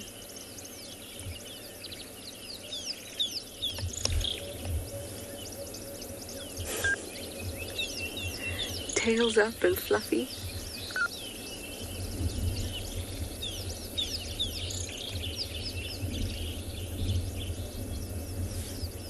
Oh, where'd you go?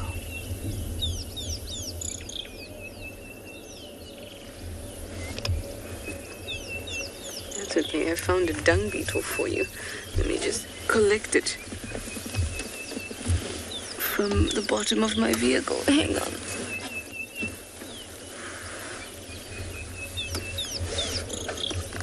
There you are. You've been. Off you go. Off you go. Yep, there you go.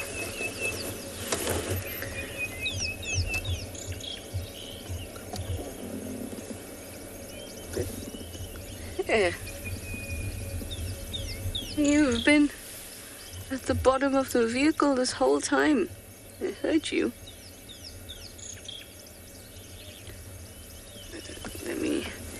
Why don't you show us your face? Hmm? There we go.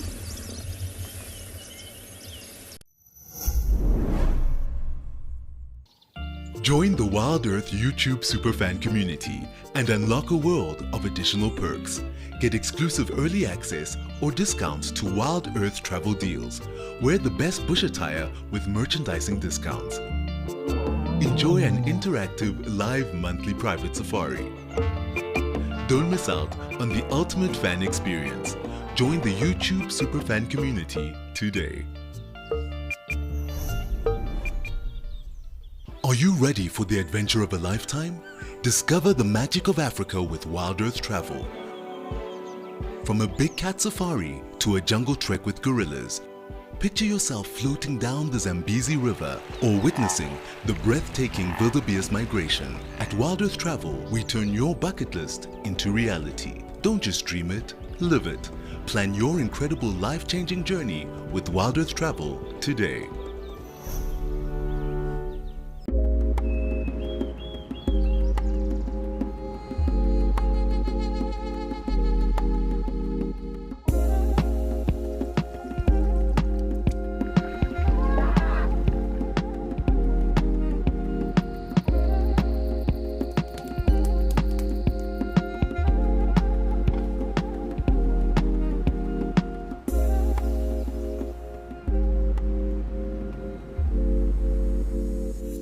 Thank you for joining us and have a fantastic morning.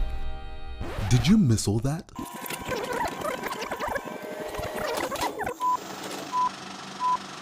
Never fear, you won't have to miss another beat on Wild Earth again with our Catch-Ups channel, where you can rewatch missed safaris and shows whenever you please. Only available on the Wild Earth app. Thank you for joining us and have a fantastic morning. Shutterbugs, snappers, and camera buffs unlock the secrets of stunning photography.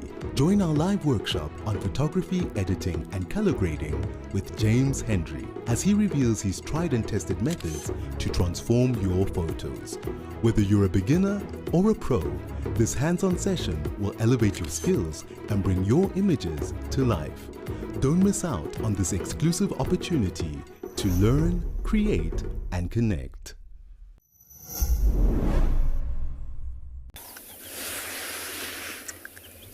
Vinny, I don't know what specific food they eat to help with tusk growth. I'm not sure that they know even necessarily. They'll eat anything that's calcium rich, I suppose. They don't do things like eat bones or suck on bones normally, like a lot of animals do to supplement calcium. I'm assuming that's what they'd need to help their teeth grow nice and strong. I don't know what plants here. I don't know what nutrients are needed to make the tusks good and strong, or certainly to make them grow. I'm not sure that they do. Not sure anyone's ever researched that, actually.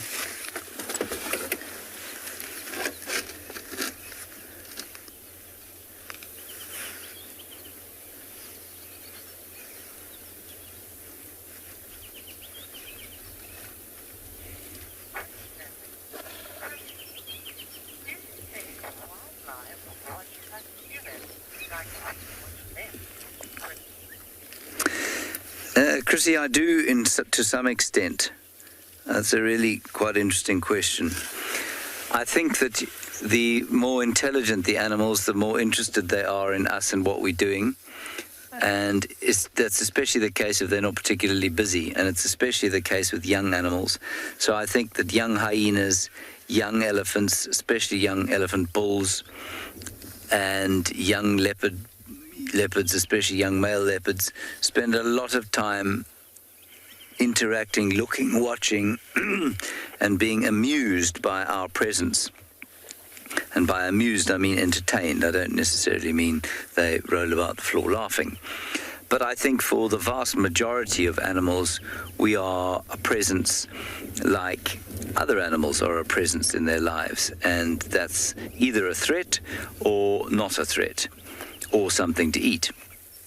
And so for a termite, when it sees a human being, its reaction is exactly the same as if it saw a hornbill or another kind of predator. It thinks that it's going to be eaten and it will run for cover.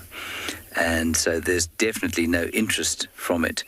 An impala, similar thing. It reacts to us in much the same way as it would react to a predator that it thought was going to devour it. If you walk up to an impala on foot, it will run away from you. And I don't think it's vaguely interested in your behavior or curious about what your thoughts are and your emotions in relation to impala emotions and thoughts. It just wants to get away because it sees you as a threat, an immediate threat. So this is amazing. Look at him using his tusks there to dig. So I think that you'll find that the more intelligent an animal is and the younger it is, the more it will be curious about us. They don't watch us, though, with this. I mean, many people watch wildlife for those reasons. They are curious and they're relatively interested, but they don't study animals. And none of the animals out here study our behavior, I don't think. It's a nice question.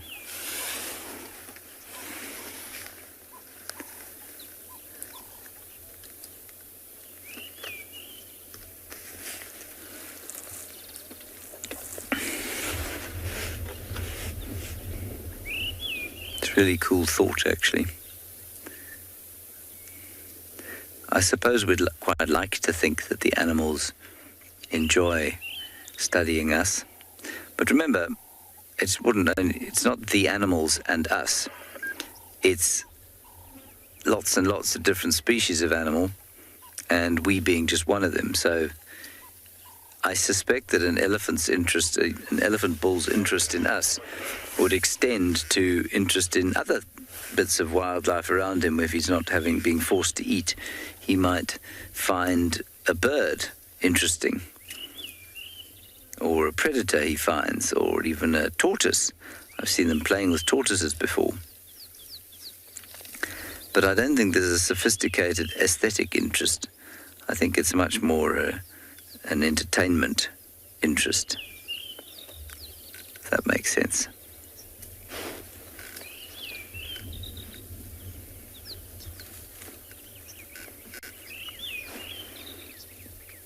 Lovely sounds of the birds. Sounds like a thrush calling. But I don't think it is. I think it's actually the white-browed scrub robin again. In fact, it's definitely a scrub robin.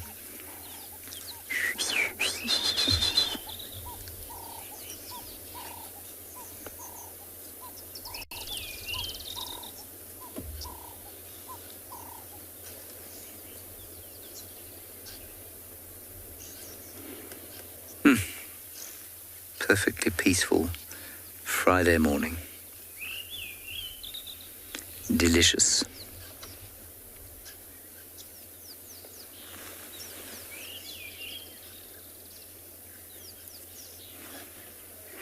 I think we'll probably go and see if we can check out one of the things we have to look well, simply because I want to know.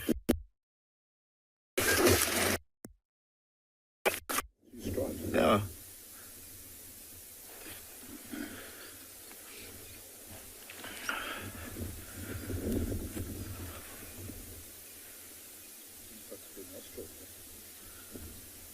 Must be.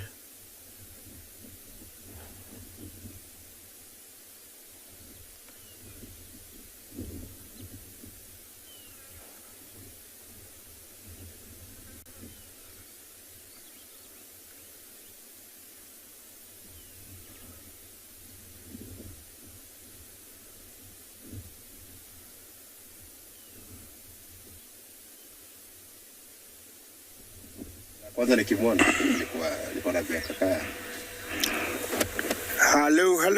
Look at what we have here. We have olive baboons, and this looks like a very, very big male. In baboons, there is no dominancy. All males protect all members of the troop. Look at those teeth. Yes, those are canines that protect and are used against protection. They're about 2 centimeters long as leopards, and they're very, very lethal. Remember, this is a primate, so it's very intelligent. When you see them together and on the ground, usually there's always a lookout. Looks like he's an old guy. Did you see him hold his beard? Although he doesn't have one. They have amazing eyesight, and when he's on high ground like that, he is, he's taking a vantage point and making sure that there is no threat. There is other members of the troop who are spread out, around this area. Some on the tree, some on the ground. Looks like this is part of their territory or home range. So to call it, usually a home range has plenty of water, trees that can produce berries and fruit, and also plenty of grass. The strategy they use here is that once they're on the ground, they spread out and they always have lookouts. So in case of danger, he can warn them, he can warn everybody, and everybody usually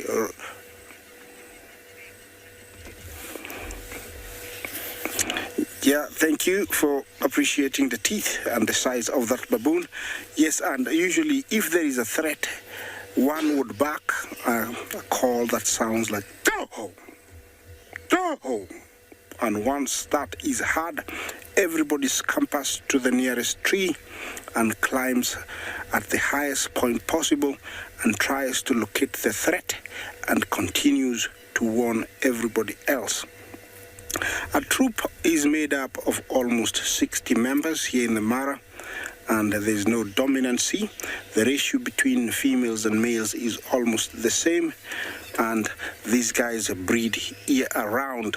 The main threat is mainly the top predators, lion and leopard. Here looks like they are just enjoying their morning, and grooming is a part and a very essential part of baboons in the morning to create a stronger bond and also a very strong imprint of the smell between one to the other. And you'll see them checking on the hairs, picking mites and insects and trying to kill them. If not that, sometimes they lie on each other and pretend to rest, and it is very important thing that they do in the morning. Over there in front we have a few that I'm gonna drive to.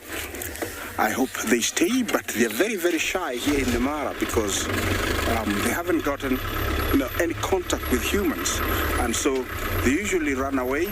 I'm gonna try and stay at a distance that they can allow me to share their experience with you. It's quite some huge ones over here. We were expecting those ones to stay on that tree, but they have disappeared. They feed on meat also. They're omnivores, and they don't hunt. Sorry, they do hunt, but the hunting is very simple. Usually they find a Thompson's gazelle with young or impala and pretend to pass by, and while doing that, the little guy is oblivious of how dangerous they are. They just normally grab it, and because they don't have canines to cut the meat, they usually rip it into pieces. Yeah, let's have a look at these huge guys. It's very ruthless and sad to see, but that's how they feed. But while on the ground, they normally feed on small insects, birds, not snakes. They are very afraid of snakes. These here, you can tell, are the big boys. And these boys are very, very dangerous. You don't want to joke with them. I'm sure some of you have had experiences with them. If cornered, they can inflict serious injury. Also, if they gang up, they have been known to chase or even kill leopards. Look at that white underneath the armpit. Looks like he's eating something. In their mouth, they have what we call cheek pouches, and cheek pouches are, extended skin that is on the side of their cheeks or jaws, and when filled up, they say that it's equivalent to filling up their tummy. So sometimes when they go somewhere and they think there is a threat, they don't actually take time to eat and swallow everything. They store it on their cheek pockets. And when danger is over or when they leave that spot, then they end up, filling their tummies with it. So very, very smart evolution. Yeah, that is a very, very big one. This is the olive baboon. I'm going to try and move closer also. Again, olive baboon. We do get the yellow baboon. Is found in the coast of Kenya from Amboseli, just below the mountains of Kilimanjaro, all the way to Chulu, Savo, all the way to the coast. They have a slightly lighter coat. We should probably prepare to move fairly quickly. Wild Earth presents Safari Spotlight, your front row seat to the wonders of the wild. Join our expert naturalists each week as they guide you on an unforgettable journey through the heart of nature. Looks like this female came out here. What a privilege to be here. Subscribe to the Wild Earth YouTube channel and never miss a moment of the adventure. Wild Earth, connecting with nature. Get ready for an adventure of a lifetime. Wild Earth Travel is proud to launch a brand new grand tour. Backed by popular demand, join us for an unforgettable experience where you'll meet Wild Earth presenters from past and present, participate in an exclusive rhino conservation project, and even take a masterclass in wildlife filming. And of course, you'll get up close and personal with your favorite animal characters. Book your spot now and dive into the wild with Wild Earth Travel.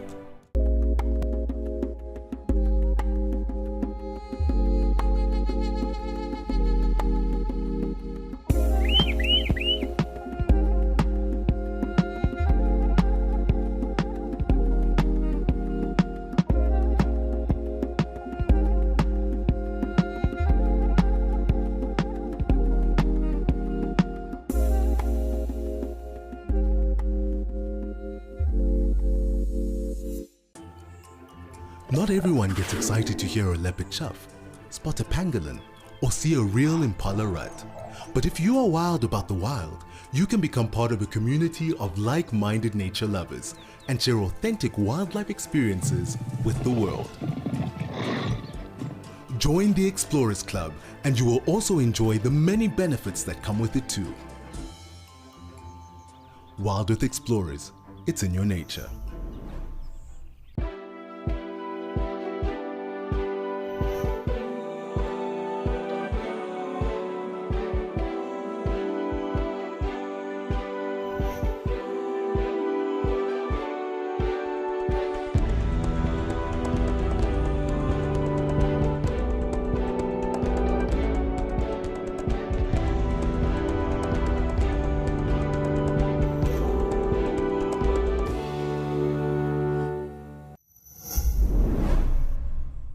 Successful.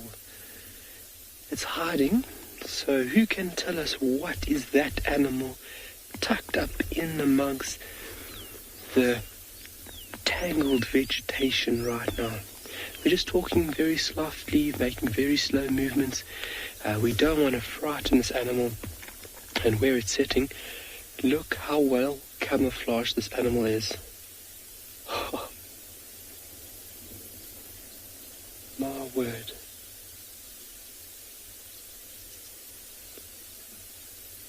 So it took us a little time to find it, and its hiding ability made it a little bit tougher for us to locate this animal.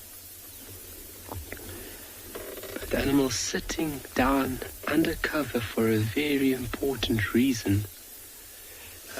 Looking at the color that you're seeing in the picture there, this is a male. I haven't said what animal yet. And the male is busy doing a very important, or playing out a very important role right now.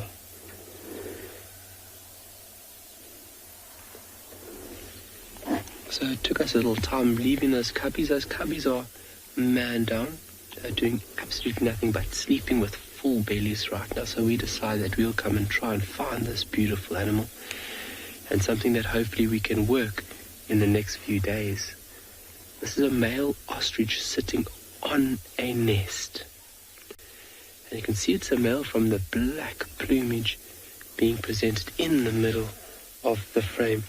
And what you can see is its very large eye just off the central part of the frame, and then its nice pinkish beak just in amongst all that vegetation. So typically, rule of thumb, it's always been the notion that males will only sit at nighttime on eggs and females only during the daytime. Yeah, their plumage color does allow them to remain concealed through different parts of the day and night. So generally, males tend to sit on the nest at night, where their dark plumage will allow them to blend in with this dark landscape under the cover of darkness. And then the female, with her nice light brown plumage, will then be perfectly suited to blend into this environment during the daylight hours. So she might just be off feeding at the moment, and he's just taken over the role of sitting and incubating those eggs. It's also very important that the temperature is regulated correctly. By sitting on it, obviously that's the form in which the incubation process will continue.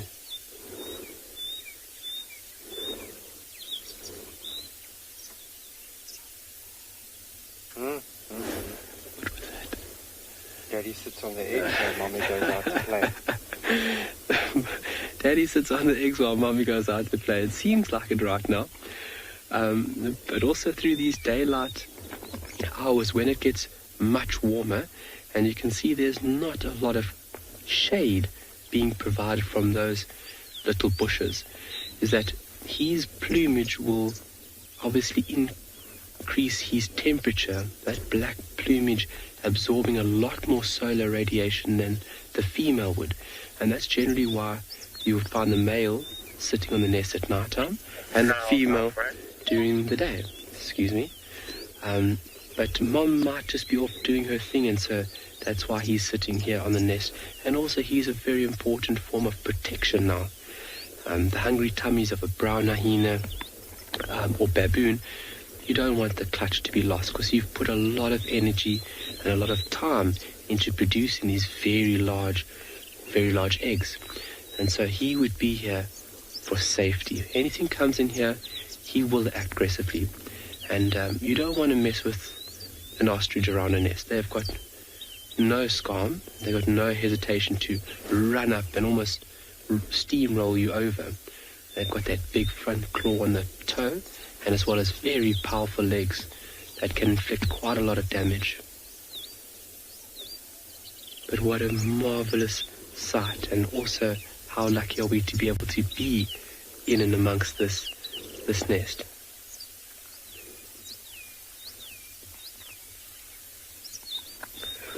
Ooh, Riley, how big is the ostrich population on Tswalu? Riley, we don't have a specific number for you. They are perfectly suited through the Kalahari system and into drier and western regions of South Africa. They do well in the Karoo, so that's partly going down to the southern part of South Africa, and they do fairly well going a bit further east. But they are perfectly suited for this environment. The population of ostrich on Tswalu is fairly good. It's just that they have so many predators. So when these little ones hatch, they really do have a rocky road ahead of them in order to reach maturity and hopefully one day become a parent themselves. So I don't have an exact number for you in terms of a figure, but I would say it's fairly healthy. Cheetah predate on ostrich, so that controls their numbers. You'll find spotted hyena would go after ostrich, lions, and then when these little ones hatch, anything from jackal, mongoose even, when they're very small, they're fairly well equipped but they definitely do have a lot of predators that predate on them, and then allowing that number to be in the lower parts. It's sad that here in Tswalu.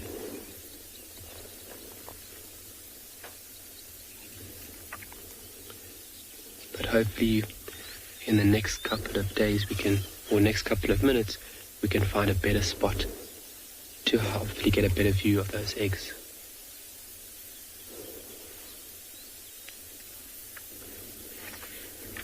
Safari lover, do ostrich lay eggs through a certain period? They are all year breeders. They can lay eggs any time of the year. Some places you will have more of a seasonal breeding habit, depending on rainfall, depending on climate. There's various factors, but they're generally seen as all year breeders. And some places it is June to January, so when that favorable period is upon them, so the end of the winter, going into spring and then summer, when there is a high load of food for these little ones to feed. So in this area, by my knowledge, it's somewhere between June and January. So we're in the perfect period for these animals to be breeding right now. But then, like I said, can then also occur throughout the year, depending on the environment. It's quite a tricky thing, this variation depending where you are in South Africa, and as well as in the continent of Africa.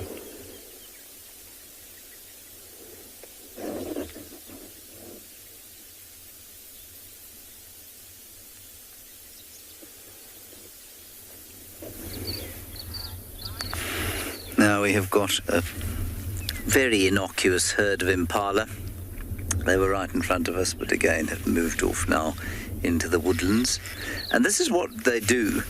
It's a typical behavior, and it's one that you don't notice unless you observe them for a long time, because you can get up quite close to them. We were about 20 or 30 meters from them, and slowly what they do is they just increase that distance until they're a good 50 or 60 meters away, and then they'll settle.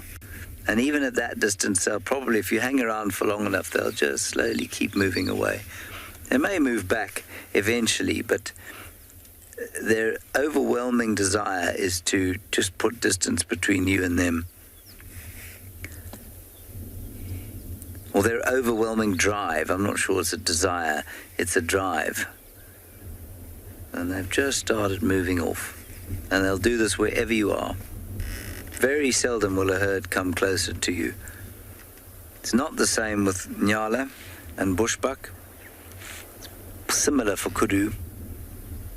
But I find most of the wildebeest, impala, zebra, same kind of thing. So there was no alarm registered when we pulled up here. I just kind of looked. A couple of them were lying down. They just carried on lying down, and then slowly one or two moved, and then the rest moved, and they all just kind of moved away.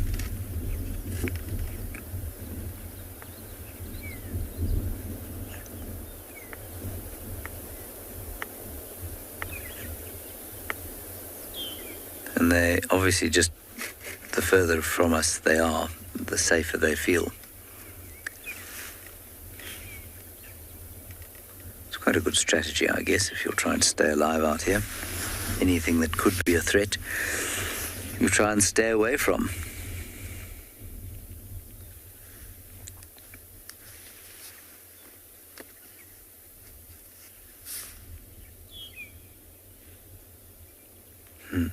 They're not too far from the wild dogs, but I did find somebody who'd been with the wild dogs, and he said they are so fast asleep they're not going anywhere. No, Daniel, not all antelope leap when they run. Wildebeest don't leap when they run. Sable, roan, sesame, topi, hartebeest, they don't leap when they run. Impala leap when they run, but in fact, I think they're the only ones. We know that kudu, bushbuck and nyala can leap, but normally that's from a sort of two-stride run up, and then they'll try and go over things like fences.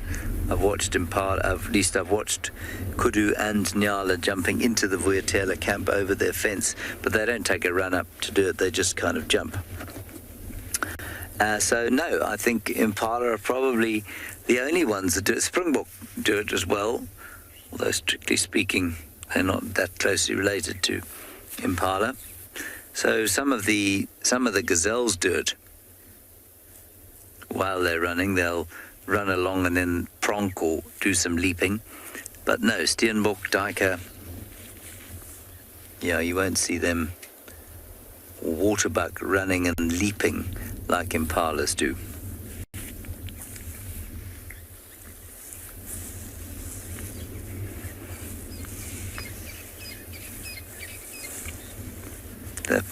The morning taking on that sort of soporific atmosphere where the birds have stopped calling too much.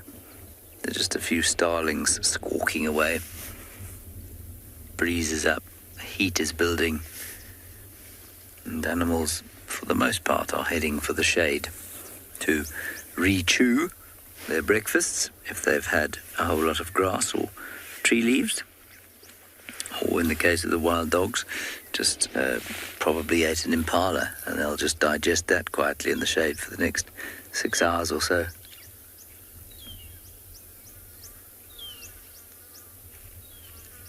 And the insects will start to move too. Lots of flies, mosquitoes, beastly mosquitoes, bees.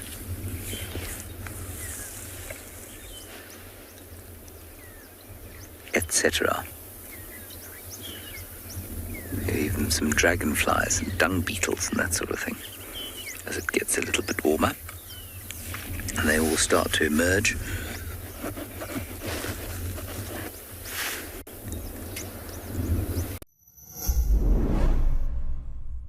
Escape to the wild heart of Africa at Chitwa Chitwa Game Lodge in the renowned Sabi Sands. Come and meet Wild Earth's favorite animal characters with an exclusive offer. Pay for 3 nights and enjoy a 4th night absolutely free. Plus, kids go for free. Ready to make your travel dreams a reality? Contact Wild Earth Travel today. Your adventure of a lifetime awaits at Chitwa Chitwa. Wild Earth Travel, where every journey is an epic adventure.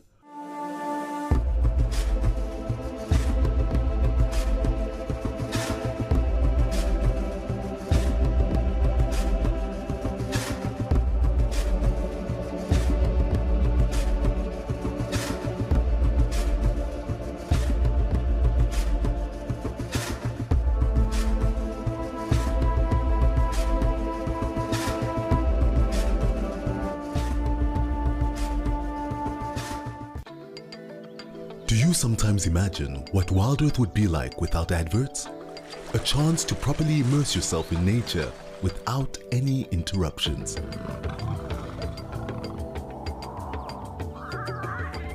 Sign up to be an explorer for a small monthly fee and you can truly escape into the wilderness. Ad-free viewing is now available on our app as well as on our website. Wild Earth, it's in your nature.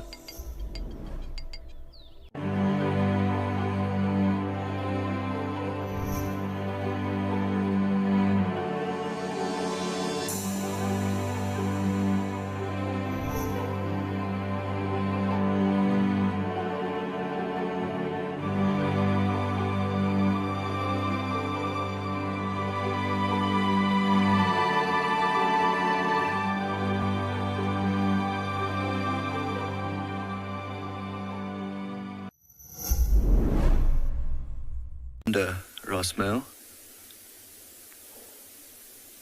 the one that's generally in a better mood than his brother. Like I was saying, they walked extremely far. I think if you had to measure it in kilometers, it's probably about 11, 12 kilometers that they walked throughout the night and this morning.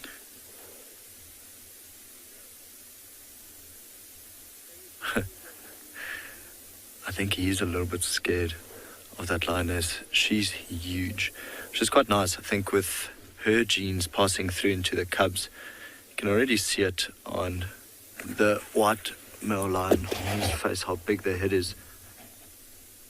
See, one of the cubs just lifted its head as well. You can see the mane popping out there already, and they are, what, just over 2 years old now? Quite nice to see them grow up to large males.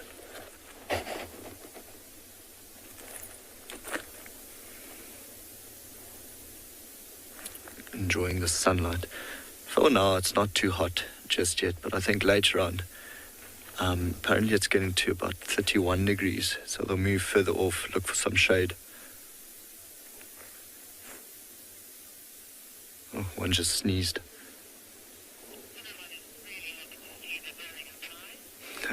Sounds like everyone is super happy to see the Birmingham Pride finally, and so am I. Very, very happy we could find them this morning. I do hope we get to see the young male as well. Especially, I want to see him walking. Look how his limp is doing. The other day we were with him and we saw him stand up and walk towards us, and it didn't look like he was limping at all. It'll be interesting to see this afternoon. I'll be spending some time with him. Usually get more active as it gets cooler. Now, it's getting dark about 5:45. It cools down quite quickly, which is nice. So I'm pretty sure we'll get to see them walking. Brian, come in. Oh.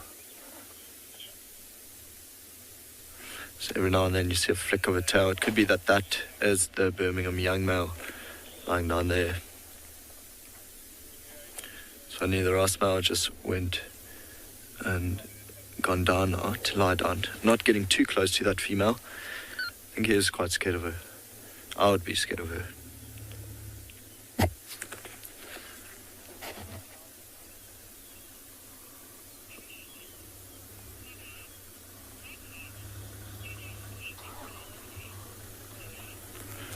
Connor, I think, is asking how long do lions sleep per day.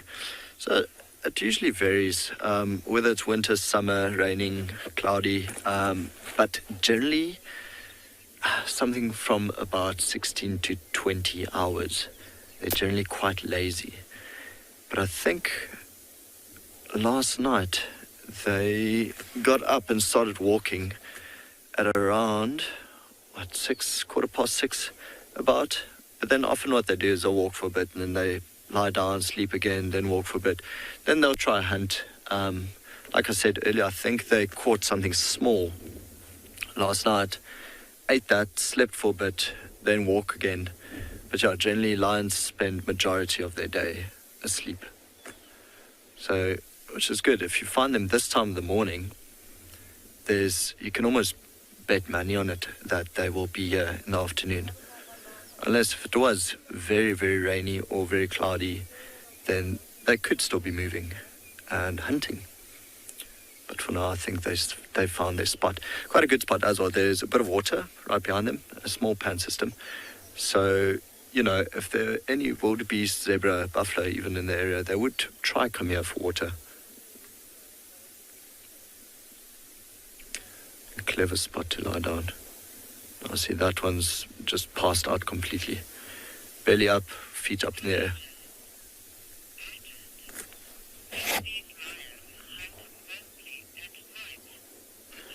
Bridget, good question. Do these lions hunt mostly at night? They do.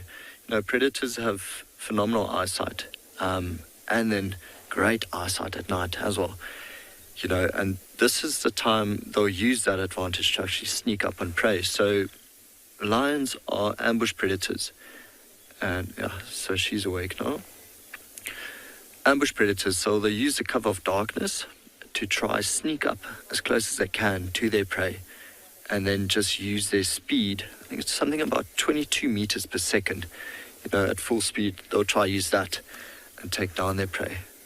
So at night, often what you'll find is majority of the prey species, they'll try to fall asleep in a big open clearing like this so that lions and leopards don't or will struggle more to sneak up on them. See the Ross male staring at us now. Odie, I'm going to go just a little bit forward. Try put him in that gap with the quarries. You can see he's cleaning his front paw now.